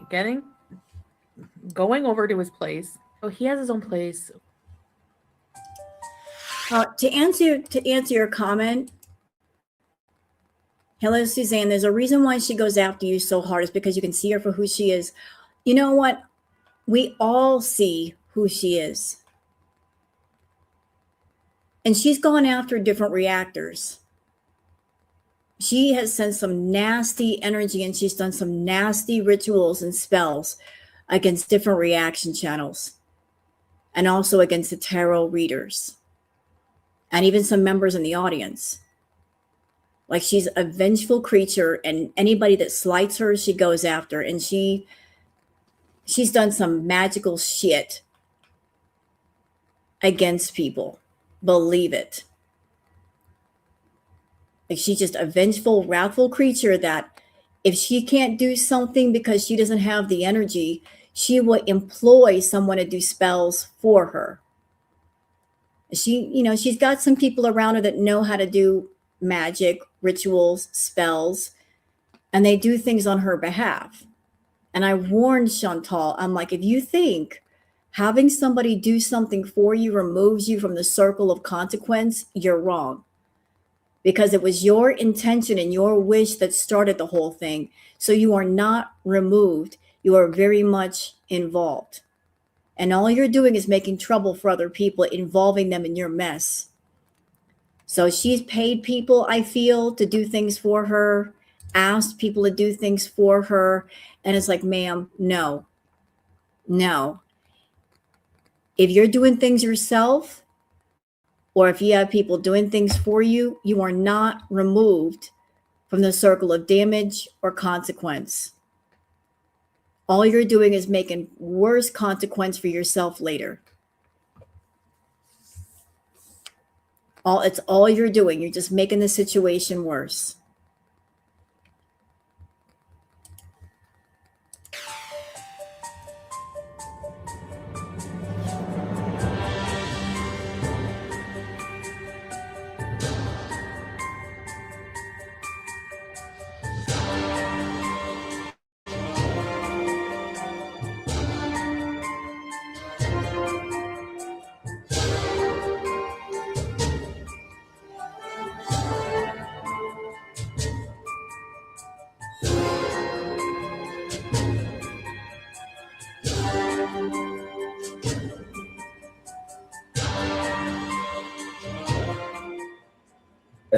Oh my god.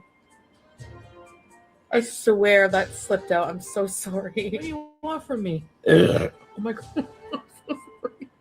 I swear to God, I'm so sorry. Excuse me.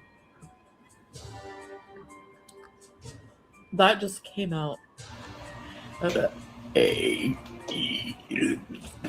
Gross. Nasty. Nasty. Excuse me.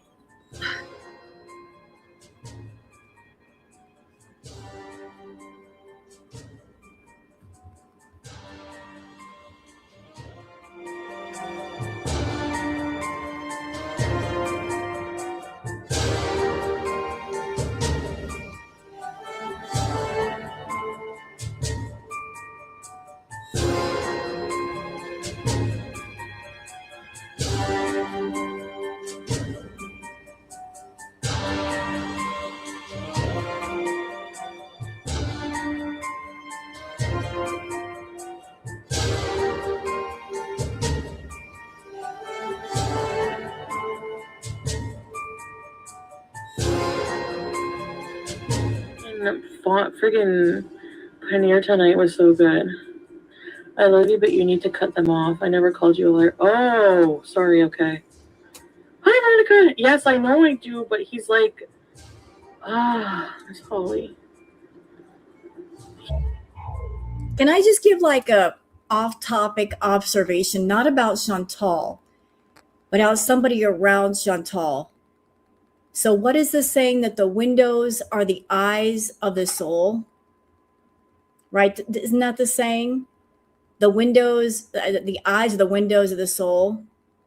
I'm sorry. When I look at Tracy's eyes, those eyes look crazy to me. Like the lights are on, but nobody's fucking home. She got them crazy eyes. Tracy does. And I saw a picture of Teardrop. And the energy that I got off Teardrop is, this is the kind of woman that you walk out of the room and she's going to talk about you.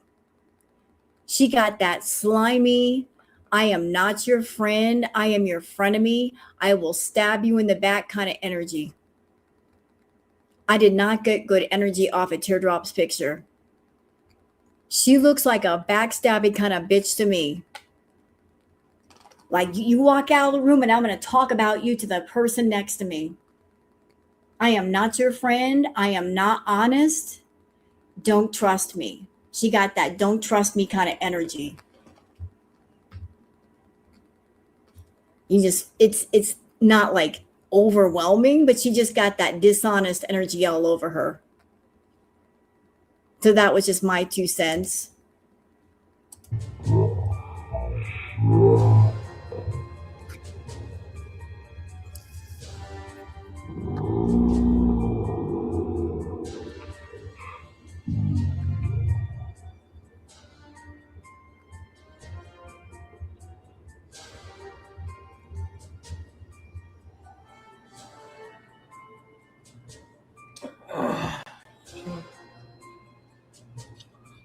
I just have a lot of personal stuff in my head.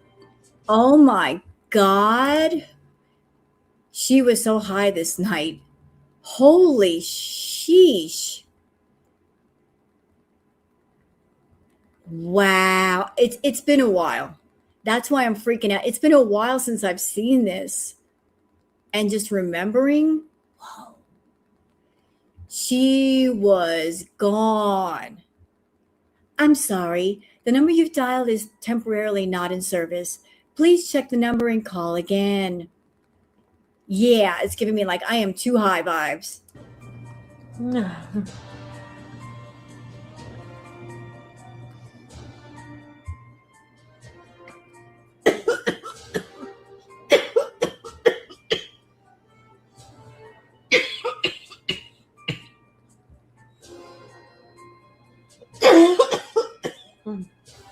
I'm okay.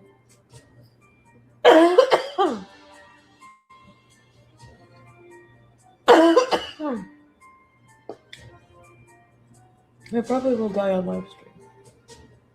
And with that morbid forewarning, we're done here. Gluttony versus groceries is just another insight into the life Chantal tried for so many years to deny she lived. She absolutely does immediately eat any food that enters her home, as quickly as possible with no regard for anyone else in the household. The live streams may actually slow down her gorging, since she occasionally pauses the eating to mumble a few words. She said this was a $250 order. Full stop. Full stop. Y'all see that? You want to know where Foodie's money goes?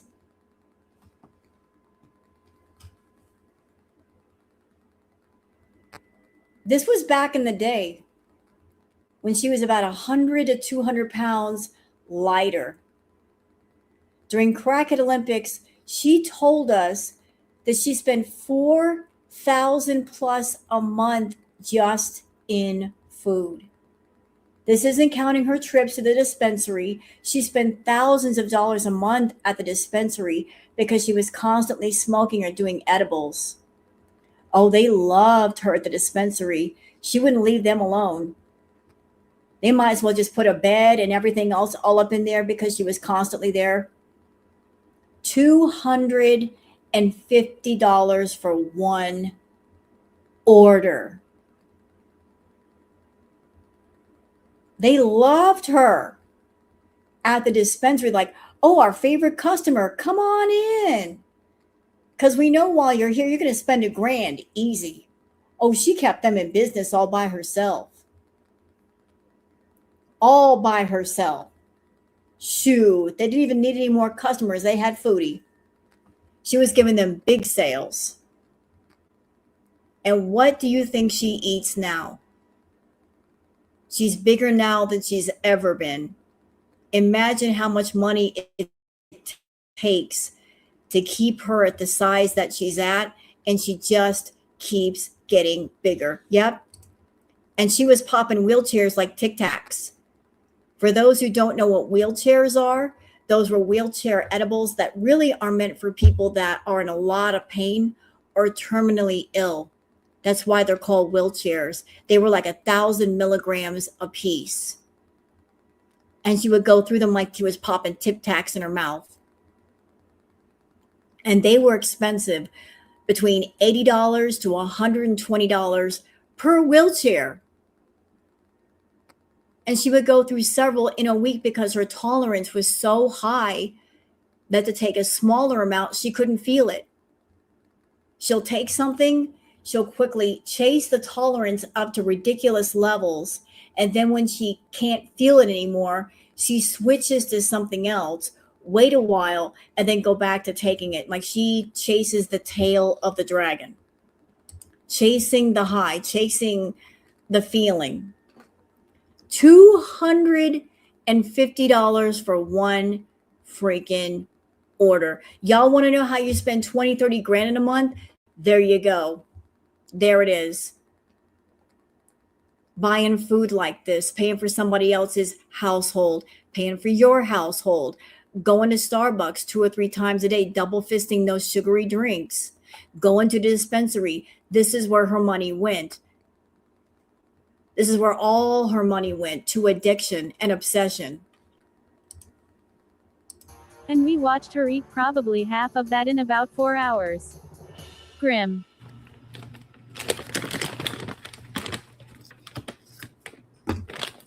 Whoa. Hello. Does anyone know the temperature? She's so high.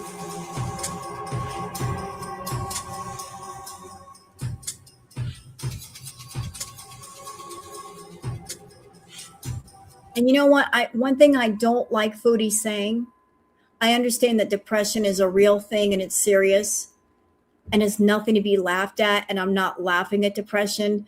But Foodie likes to tell her VIBs back at the villa, meaning the Canadian villa, during Cracked Olympics, she was so unhappy.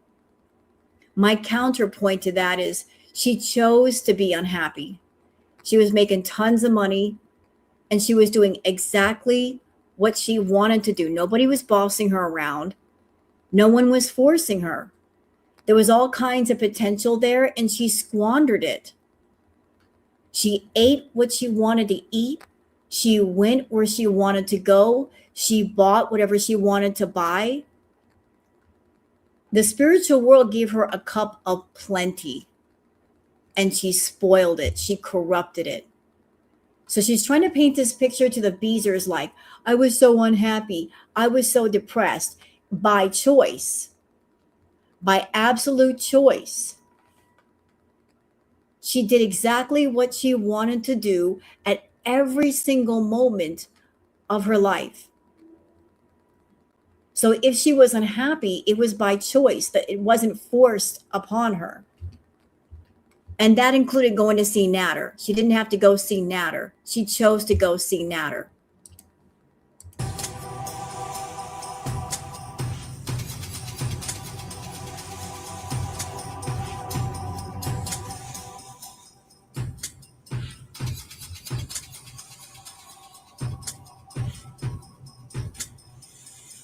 Where the fuck is this? Did I put in the right address? Okay, we're just gonna get lost today. I don't know where I am. Where the fuck is this? Did I put in the right address? Okay, we're just gonna get lost today. I don't know where I am. Blame it on the... Oh, I think I have a concussion. Weird, yeah, it does. Oh, Kelly. Next OnlyFans video. Okay, let's do some clarification here. What was all that? These, her doing all this.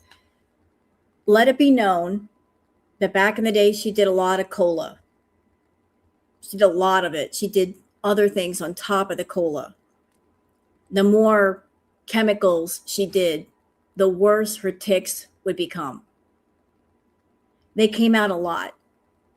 And because of Foodie being the way that she is, like the boy who cried wolf, you couldn't tell if it was a real tic or one she was putting on for the camera, because she's very performative. She likes to perform. She likes to shock people. She likes to surprise people. She likes to make people concerned. And that's what makes it so hard with someone like Chantal. She does have mental illness. What she has, I do not know. How bad it is, also don't know that. But she fakes a lot of things. So it's hard to know what's real and what's not real. Is she putting on something for the camera, or was that something that just happened that was real?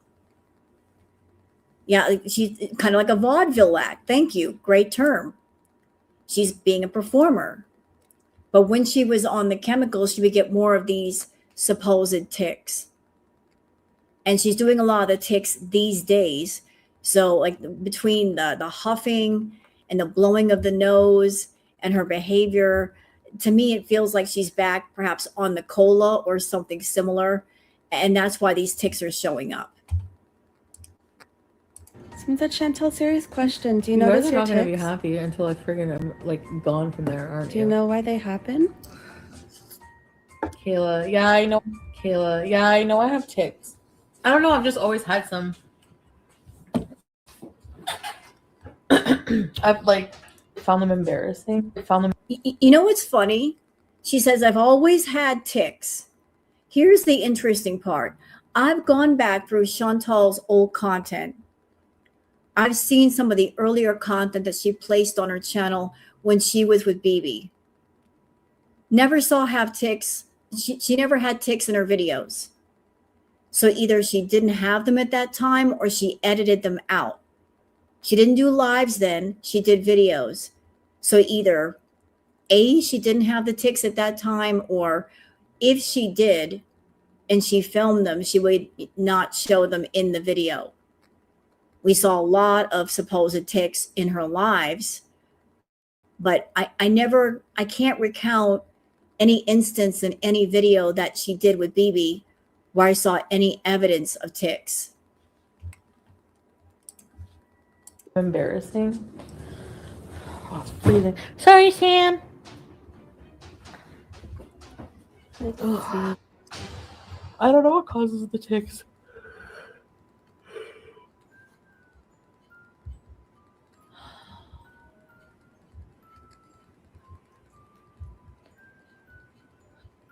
Whoa, that was so Spaghetti weird. Sammy? Did you guys see that?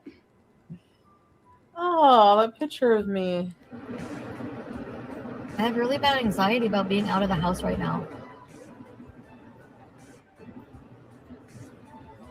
I have really bad anxiety about being out of the house right now.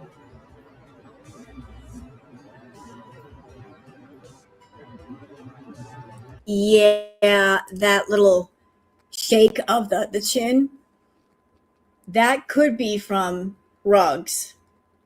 I think during this live stream that she did, she had spent the night with Natter, has spent time with Natter. Like that, I think that's from Cola too, Hemlock. I think a lot of these supposed tics were rug related. They kind of showed up more when she was doing the party favors. Because you can see she's wearing the sunglasses, so obviously she's had kind of a night before. You know, like I had a hard night party and you got to put the sunglasses on. You know, like obviously something happened last night. She's got her Starbucks. She needs her energy because she's tired. Yep. People on the cola have jaw grinding and tics. Yep. The side-to-side jaw is a real tell of cola use. She had that a lot too. There's also something else that can cause the grinding. think of the letter X. I have to say it that way. Think of the letter X and another term for bliss. That can cause the same reaction too. So maybe cola can do it, but the letter X. The letter X as it relates to extreme bliss. Yep. So that might cause that reaction. Even hours later, it might have still been in her system. Considering that Foodie is someone, she doesn't do things in moderation or small amounts. She always does too much. If she's taken a great deal, it might still be in her system. We also have to consider the fact that she's got bad kidneys. So if the kidneys are not functioning at 100%, that means it can't get things out of her system as quickly as, say, someone with 100% functioning kidney or a liver. So things might process a lot slowly through her. It has to do with the organs and how they process the toxins and the chemicals and how much she's consumed and how recently. Yep, I remember that too. That she had a night when something might have happened because she did too much and he thought she was going to pass. Okay, thank you for that information, Face. Adderall has a slow release too. They last for an entire 12 hours. Yep. And there are people that abuse that. There are people that abuse that chemical to get high, and they mix it with other things. They speedball. I just seen a ghost, I swear to God. I think I just seen a ghost! It looked like a little swirl of smoke in the middle of my carpet. Grandma, don't haunt me, please. I swear to God!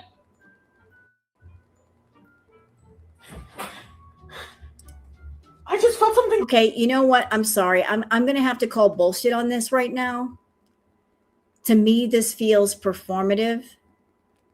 Like I need attention, so I'm going to fake being scared like I saw something out of the corner of my eye. Because if this had been real, she would have been scared shitless. To me, this feels performative as hell. This does not feel real. If you saw something and you're like, whoa, what was that? You are frightened. You're like, whoa, did I just see what I thought I saw? You're not going to be sitting there giggling like, oh my God. If you see something close to you, what are you going to do? What are you going to do? You're going to jump up out of that chair and run, aren't you? Why isn't she running? Why aren't you? You're going to run. You see a threat, you're going to get up and run. You don't do all this. This is bullshit. Cold fly by my. I swear. The hell? I swear to God.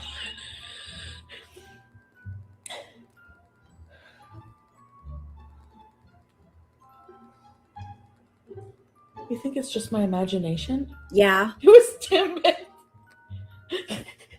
I'm freaking out.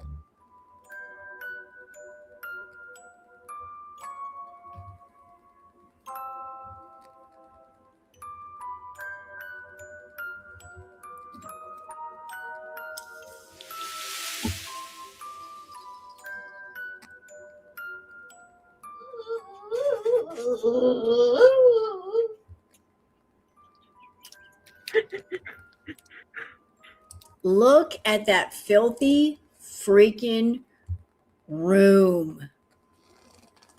Look at that.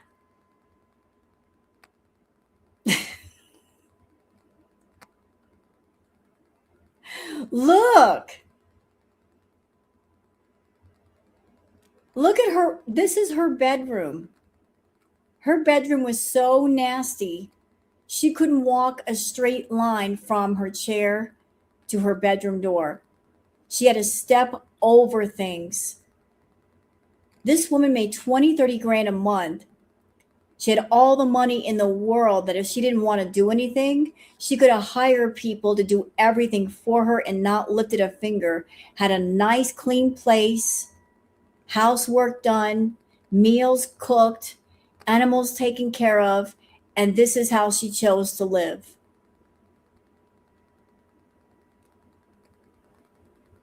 Living in a garbage dump. Yeah, she made crazy money. And it wasn't just her in the house, it was Pete's too. So even though he was in the house and he wasn't working, he didn't clean either. 2 grown-ass adults, and neither one of them cleaned. And neither one of them had excuses why they couldn't. I mean, this is your living space. You can't wash dishes. You can't sweep a floor. You can't scrub the bathroom. What else you got to do in your day? Clean the place up. Nope, no cleaning. None. They both lived in filth. Drawers open, box mountains everywhere, dirty ass litter boxes. It was crazy how they both lived. It did stink, Curly. I remember on 2 occasions, Chantal told us that there was so much rotting food in her fridge, she could smell the rotted food even with the doors closed. Insane. Insane to live like that. She would find containers of rotting food in her bedroom. There were fruit flies everywhere. We remember the moldy blue pot. It was bad. Mummified food in the drawer. It was nasty. Yeah, there's no need. She would get what do you call it? She had a subscription to the food service HelloFresh, that they delivered fresh food. She wouldn't even eat the food. She would get the delivery and then just let it rot. Perfectly healthy food, let it rot. Yep. She never canceled it. She just had a subscription and she never, stopped it. So fresh food that just rot in the fridge. Absolutely rot. But this is the way she lived. And now she's in the apartment and living in filth there too.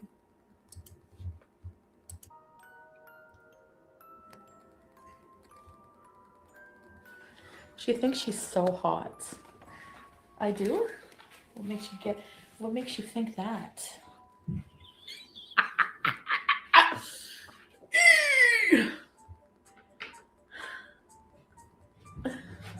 Oh, wasabi? Well, I don't like when the world doesn't revolve around me either. I summon Satan. Oh, Lord. So she is still alive. And it looks like she's decorating. Well, this is a start. Okay. Someone said you don't look well. Yes, you know it's true. Okay.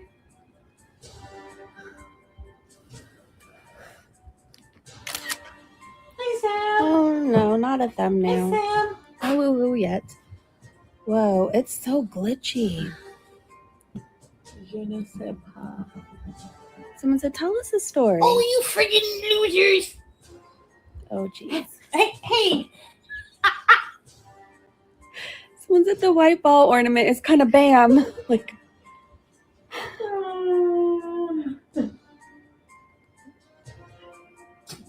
oh my goodness. That was so weird. Did you guys see the glitch?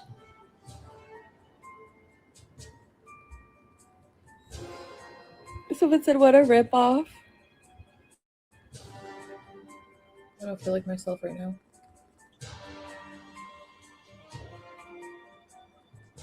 Thanks, guys. Am I possessed? Maybe. Your mother sucks cocks in hell.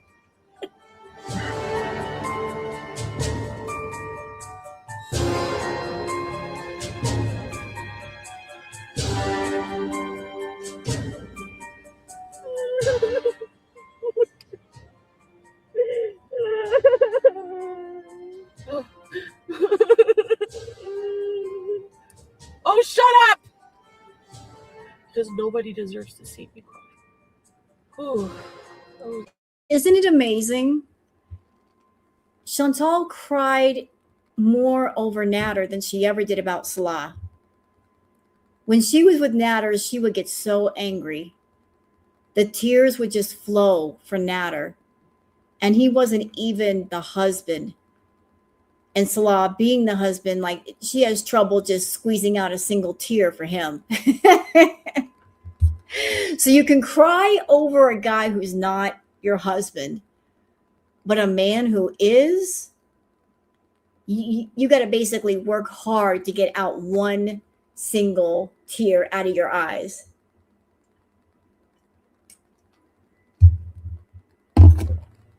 She was obsessed with Natter. Yes, she was.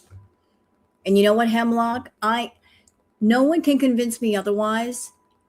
If Salah were in the States somewhere, if she could take a plane ride and go to him, she'd go to him.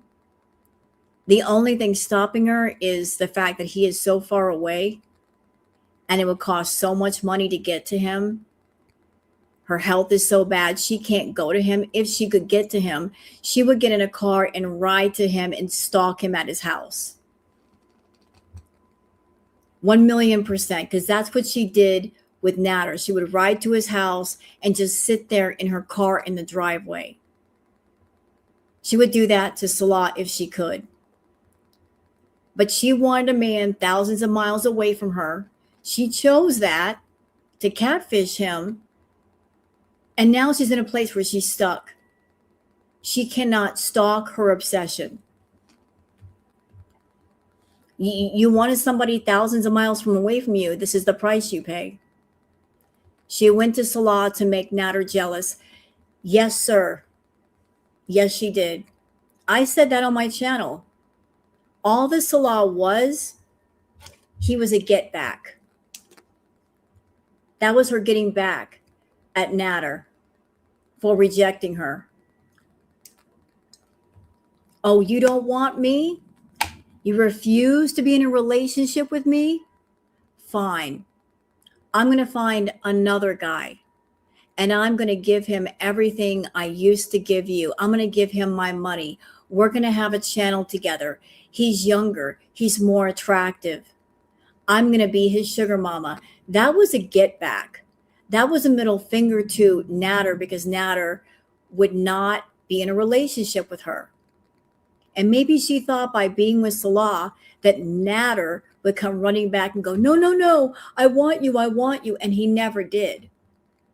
But because she carried on in front of everybody, putting Salah on the world stage, she had to keep it up. Her pride was at stake.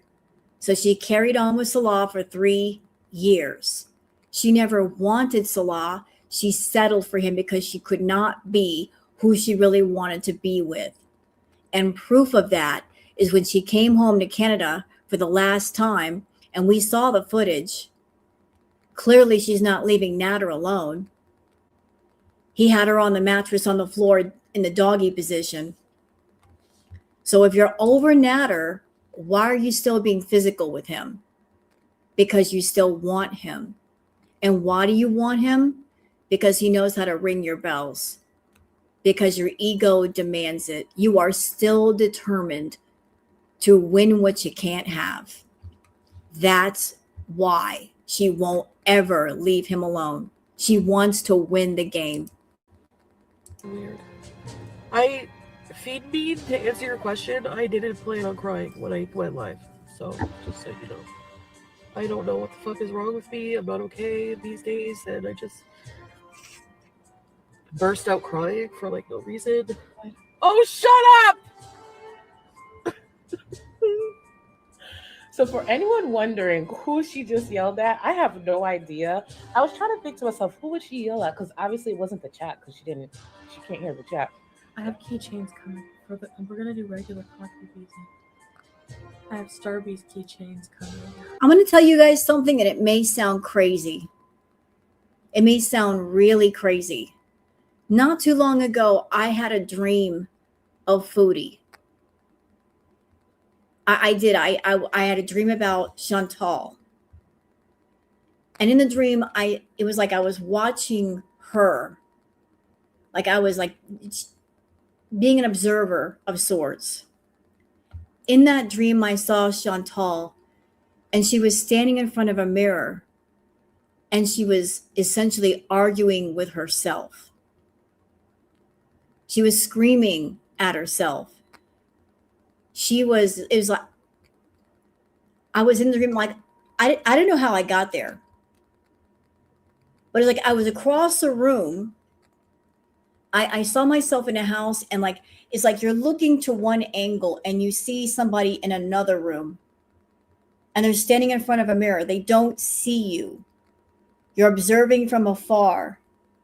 And there was Foodie, and she was standing in front of a mirror, and she was having a complete conversation, argument with herself. There was nobody there. And another part of the dream, and this was really disturbing, the way she was behaving is like she was in the middle of a room alone and like acting like the room was filled with people. Like she was in the middle of a big party and like just talking to nobody. I'm like, what the hell? Is this what happens when nobody's around? Like, does she hear voices? Does she have entire conversations with herself and she thinks they're real? Like, yeah, she does that a lot, man. I get that. But just, it was like, this was away from a camera. I didn't see her on camera. I saw her off camera having entire conversations and arguments with people that weren't freaking there. And it was actually kind of creepy and scary. Like, is this what happens when the camera's turned off? It was wild. Will you get one? And then you can have coffee. We can make it like a morning ritual. We'll call it coffee cult.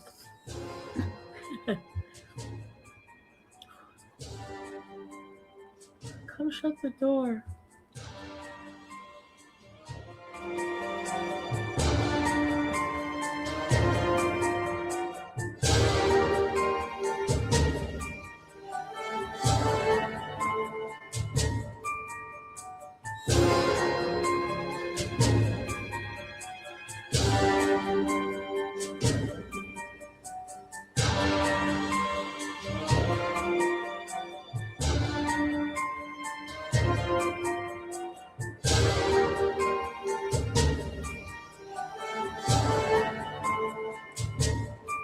You know, like if you have some sort of like energy entity attachment, one of the things they do to you is they drain your energy. Chantal is always tired.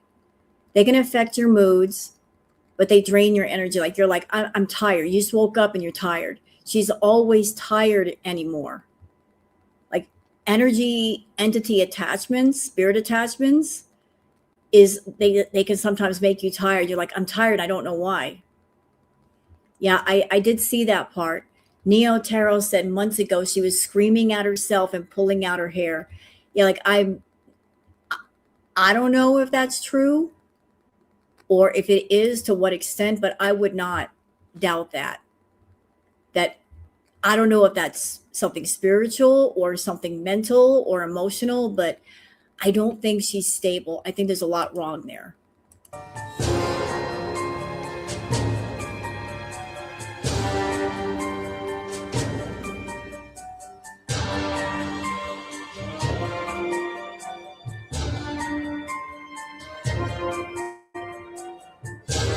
Wait, what? Wait a minute. Hold the fuck on.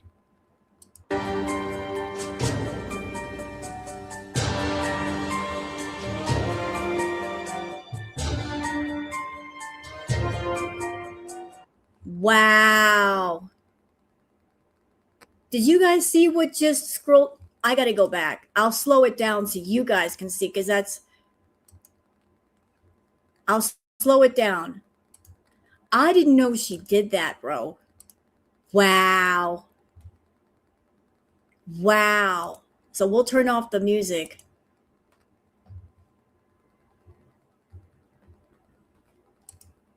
Okay, you guys can read that. That's not nice. I don't approve of that message, by the way. That's very disrespectful.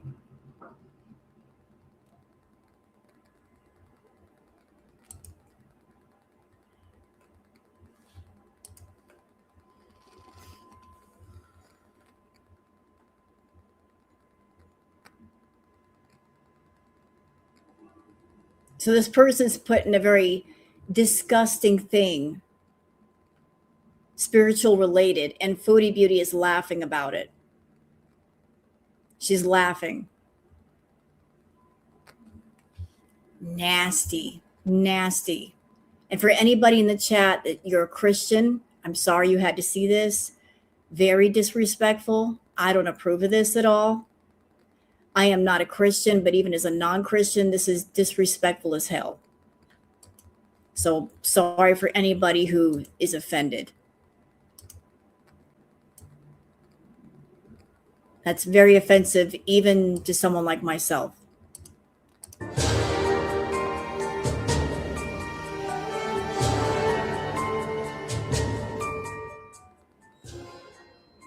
Go talk to an imam and find out if what you're doing is offensive. You get it? Here's the thing. Nobody has to answer for why they choose to dress the way they do or what they do. Do you know what I'm currently going through? Do you know if I'm currently converting or not? Do you know what my religious beliefs are? Do you know what my spiritual beliefs are? No, you don't. So everyone has a right to choose their own path and what they're doing. You don't have a right to tell people what they can wear for whatever reason they want to. Whatever reason they want to. Thank you. I'll let you know when your dinner's ready, okay? Okay. See ya. Bye. Bye. You said yourself, and I can't promise not to offend you because, like, I posted a Jesus meme. I personally, the Jesus I believe in, and I do believe in Jesus and God. Now, I didn't, but I do now. I think I have a sense of humor, and I don't think they would be offended. You remember, I said they're irreplaceable. I didn't mean that. I still get more dislikes than likes, I think. What the fuck was that? I never eat boogers.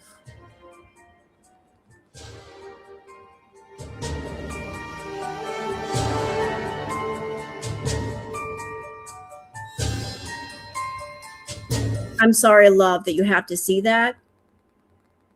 That was very offensive. I'm sorry you had to see that. That was foul. I agree. It was very, very foul. I'm not a Christian, but I think that's gross. And I'm Wiccan. That's gross. That's very, very gross. Foul. Very foul.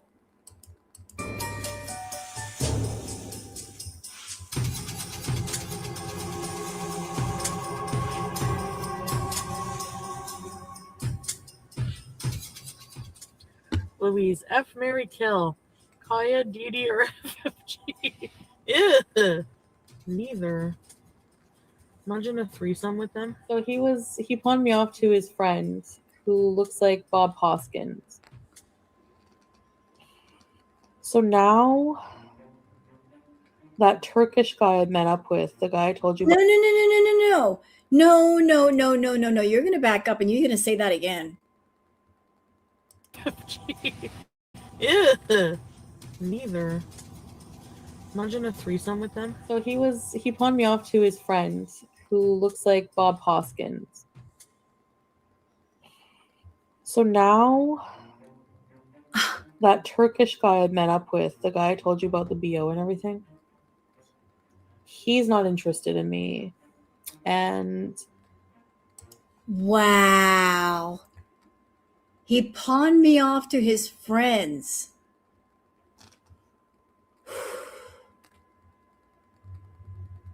So you're a pass around Patty, are you? You're a petri dish Patty. I want you, use me, and then when you're done using me, pass me off to your friends. Pass me off to your relatives. I gotta be with somebody. If you don't want me, do you have any friends? Do you have any brothers or uncles or grandfathers or whoever? I need a man. If you don't want me, just pass me around like a joint. Ew. Ew. Nasty ass. Nasty. Nasty. Freaking ew. So he pawned me off. I don't mind being bounced around, whatever. I like me. I don't mind being bounced around. Oh, you nasty, nasty woman. You nasty. Nasty. Nasty. Nasty. I don't mind being passed around. Nasty.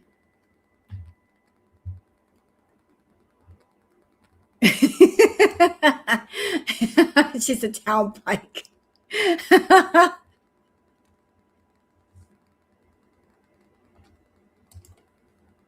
She's like the merry-go-round. Everybody gets a ride. Free Uber. Everybody gets a free ride. Right, Coco? She has the audacity to call other people that name. And here she is confessing, yeah, like, I don't mind being passed around. Why do you think I go in on her when she uses that W word? She uses the W word. This woman has done things for cheeseburgers. She's traded intimate favors for cheeseburgers because she was hungry. And she's done OnlyFans. So even before YouTube, even before OnlyFans, you were, using the bartering system. Let's just call it that. The bartering system. You give me this, I take that. And then she got on YouTube, started doing that adult content on YouTube, took it to OnlyFans. And if you do things like this, you lose the ability to criticize anyone who might do anything adult. You know what I mean? After you decide to do things like this, like whatever argument you have, whatever insult you have is invalid because you've done all that stuff. You can't criticize anybody for doing anything of an adult nature if that's what you've done. You know what I mean? It's like if you want to get down and dirty, if somebody else wants to get down and dirty, you ain't got nothing to say. You can't criticize when you've been down in the mud yourself. You just can't do it. I don't care if you become a born-again Christian or a Muslim revert. If you got that in your past, you can't say nothing to nobody. You can't say nothing to nobody. New people. Do we have to include a sex line on the budget now? Maybe. No, I'm kidding. Anyway. Look at her coming on camera in just her bra. Look at that. And this was a regular occurrence. She would come on camera barely dressed, barely wearing anything, coming on in lingerie and bras and underwear. This was a normal for us back in the day. She showed us everything. We saw every part of her body naked. We did not ask to see it. We didn't pay money to see it. She flashed us all the time. And she got away with it. She got away with it. Just flashing her private parts at us. But he's a really nice guy. Now the guy I went to the hotel with, he was living at the hotel that the 4 times man. We'll call him 4x4. No, we'll call him 4 times man. 4 times man. I feel that I have a dilemma because I feel, and I'm sorry, I'm not ignoring you guys, but I feel that I've developed a crush on him, like a liking to him, like where I crave to be with him again. I want to be with him, and like not as in like I want to marry you. Well, no, but I think I'm liking him, and it's not good. I know. With the 4 times man, The guy who sniffed his fingers. Oh, shit.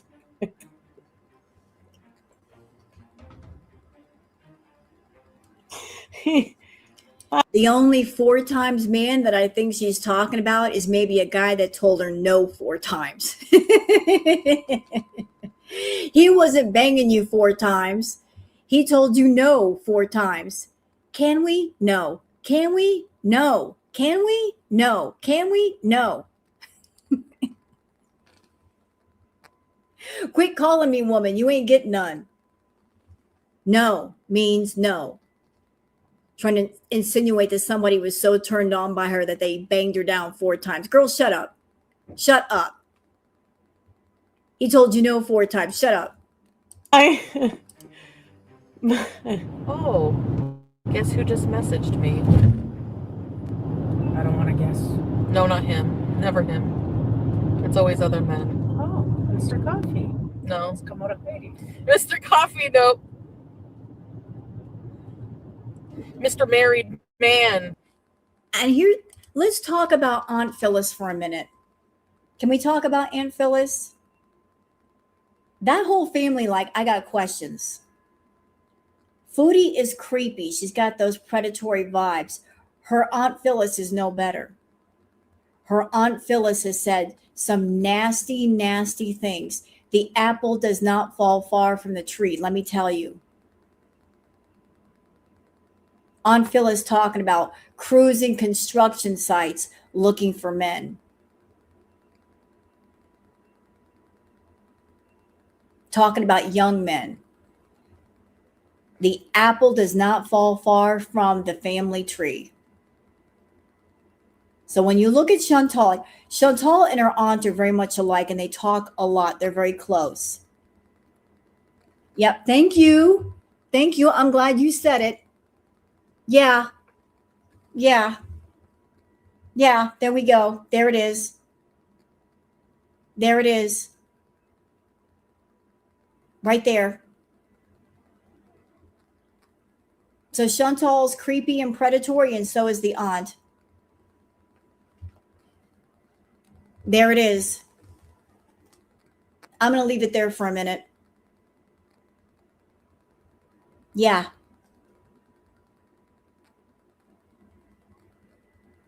Yeah. Mm-hmm. Yep. Aunt Phyllis has said some really disgusting things. No, you're right. It's not funny. I'm not laughing.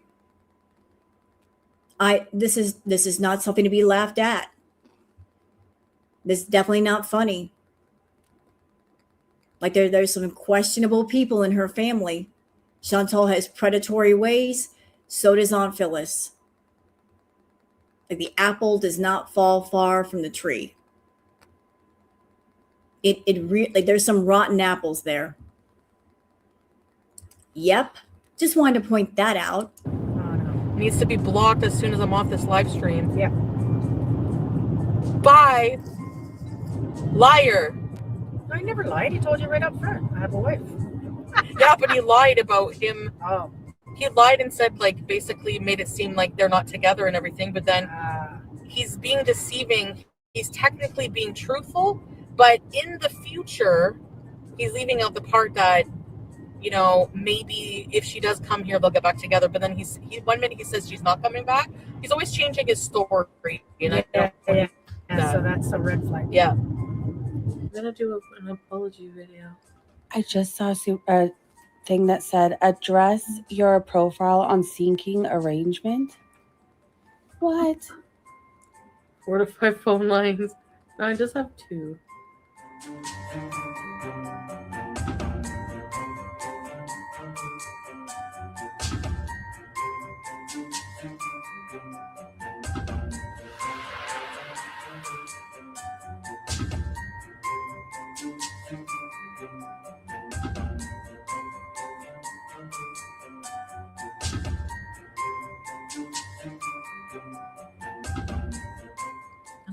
Her car key so she can't leave. Is that Chantal or the other person? No, guys, you see one person. I see a lot of you in the same person.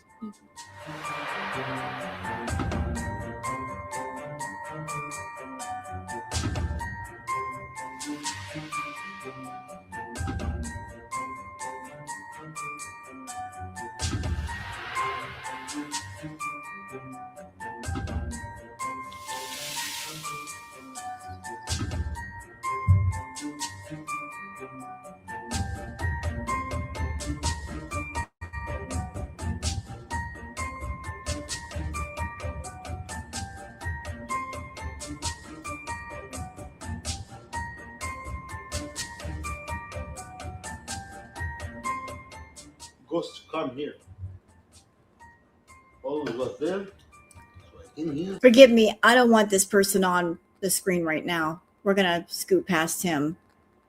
Can we scoot past him? I don't want to see him. We're going to scoot past him. I don't want to see him. But that is an important point.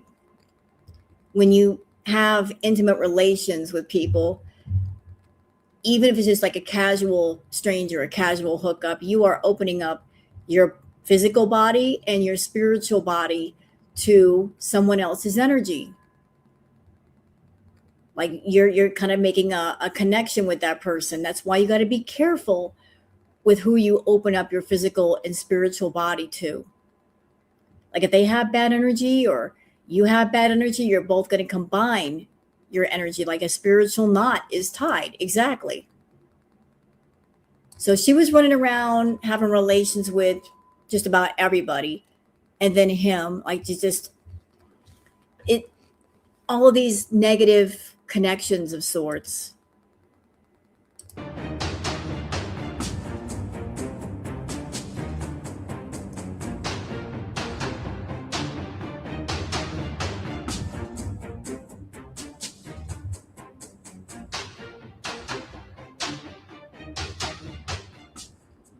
I'm just putting a bit of wig glue in my hair.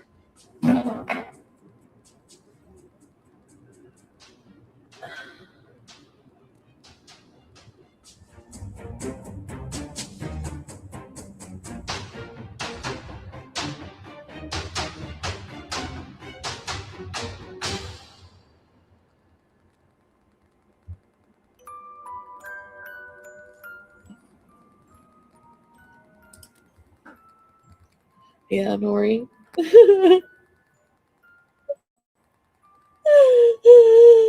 don't know. I'm sorry, I'm just having like a panic attack, I think. I'm okay, I just need to like work through it. Does anybody remember the night when she was really, really high? She was so high.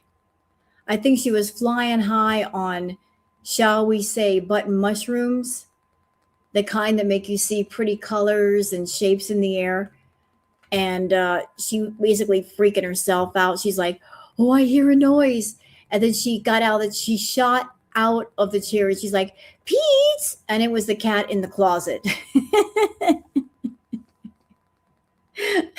Sam came out of the closet, but she was freaked out.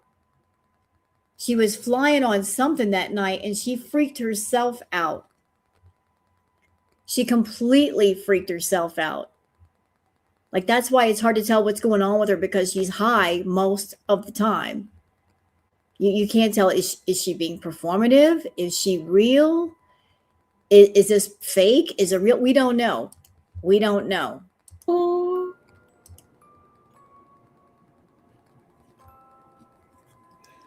Okay. Oh my god. I like just put mascara on. Oh. No, it's not the weed. The weed helps. I'm just I thought I heard Pete's or something. I'm just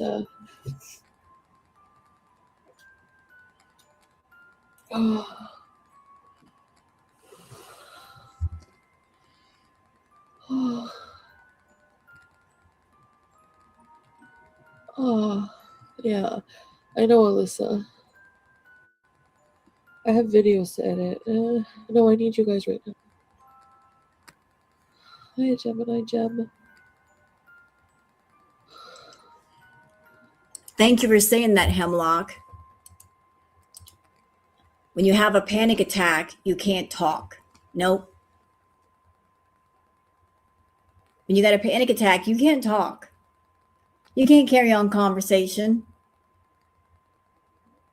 Now, if you take chemicals, and like if some of the chemicals are making your heart race, they're raising your blood pressure, they're raising your heart rate, that can cause you to feel anxious. But feeling anxious is not a panic attack. You're just really, really high and your body is starting to speed up and you're like, oh my God, man. Oh my God, I'm going to freak out. I'm going to die, you know, because you're too high. You know, like that's why you got to be careful with what you take because you might freak yourself out. Oh my God, man, I'm going to die. I'm going to die. I'm going to die. No, then you need somebody to come along and go, it's okay. Breathe. I'm right here. You're going to be okay. Just, are you okay? Are you all right? You know, you need someone there to calm you down and like mentally soothe you.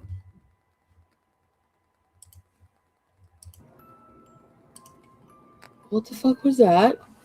What was that? Did you see that? No.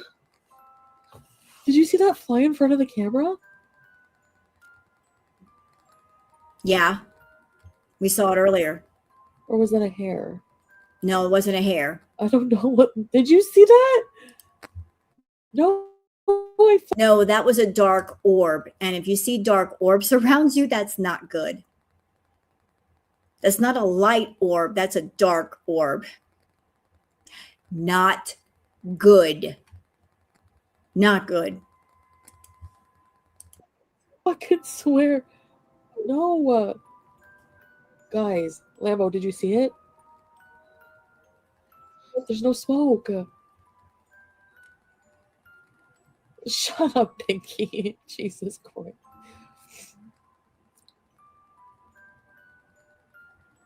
No, I'm like really crying. It's not smoke. It went up towards my...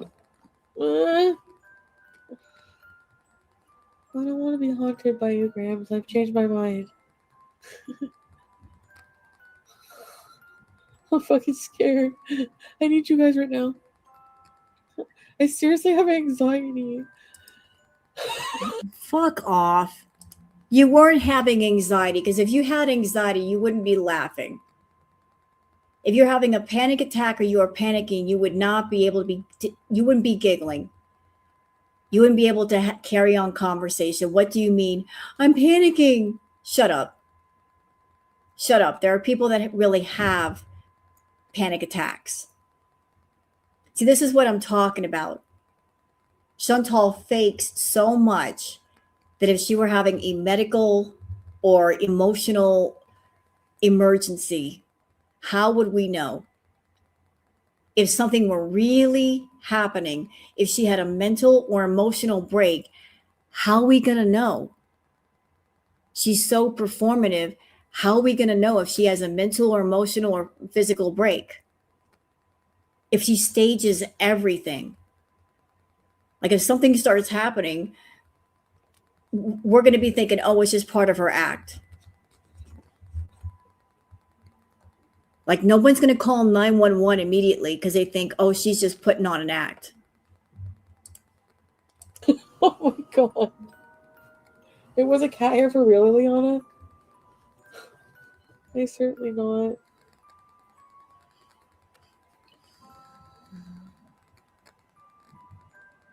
What the fuck was that? There's that orb. It's right here. The orb is right here.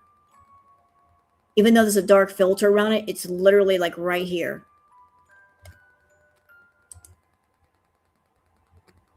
And it floated to Chantal and it disappeared.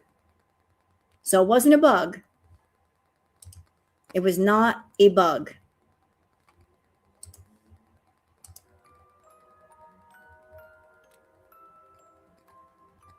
Yep, there it is.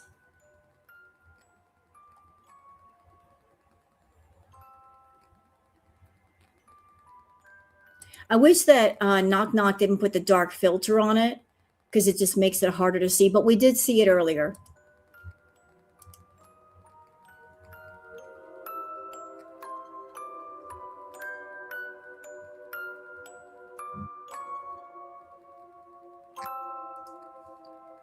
So that was it, everybody.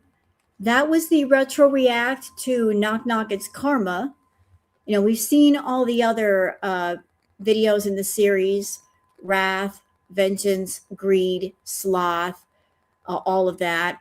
And this was the introduction. I think there's kind of a different take on Chantal. The fact that she's got some nasty, nasty energy and she's attracted things to her that perhaps are attached or hover around her, and that might influence how she acts, how she talks.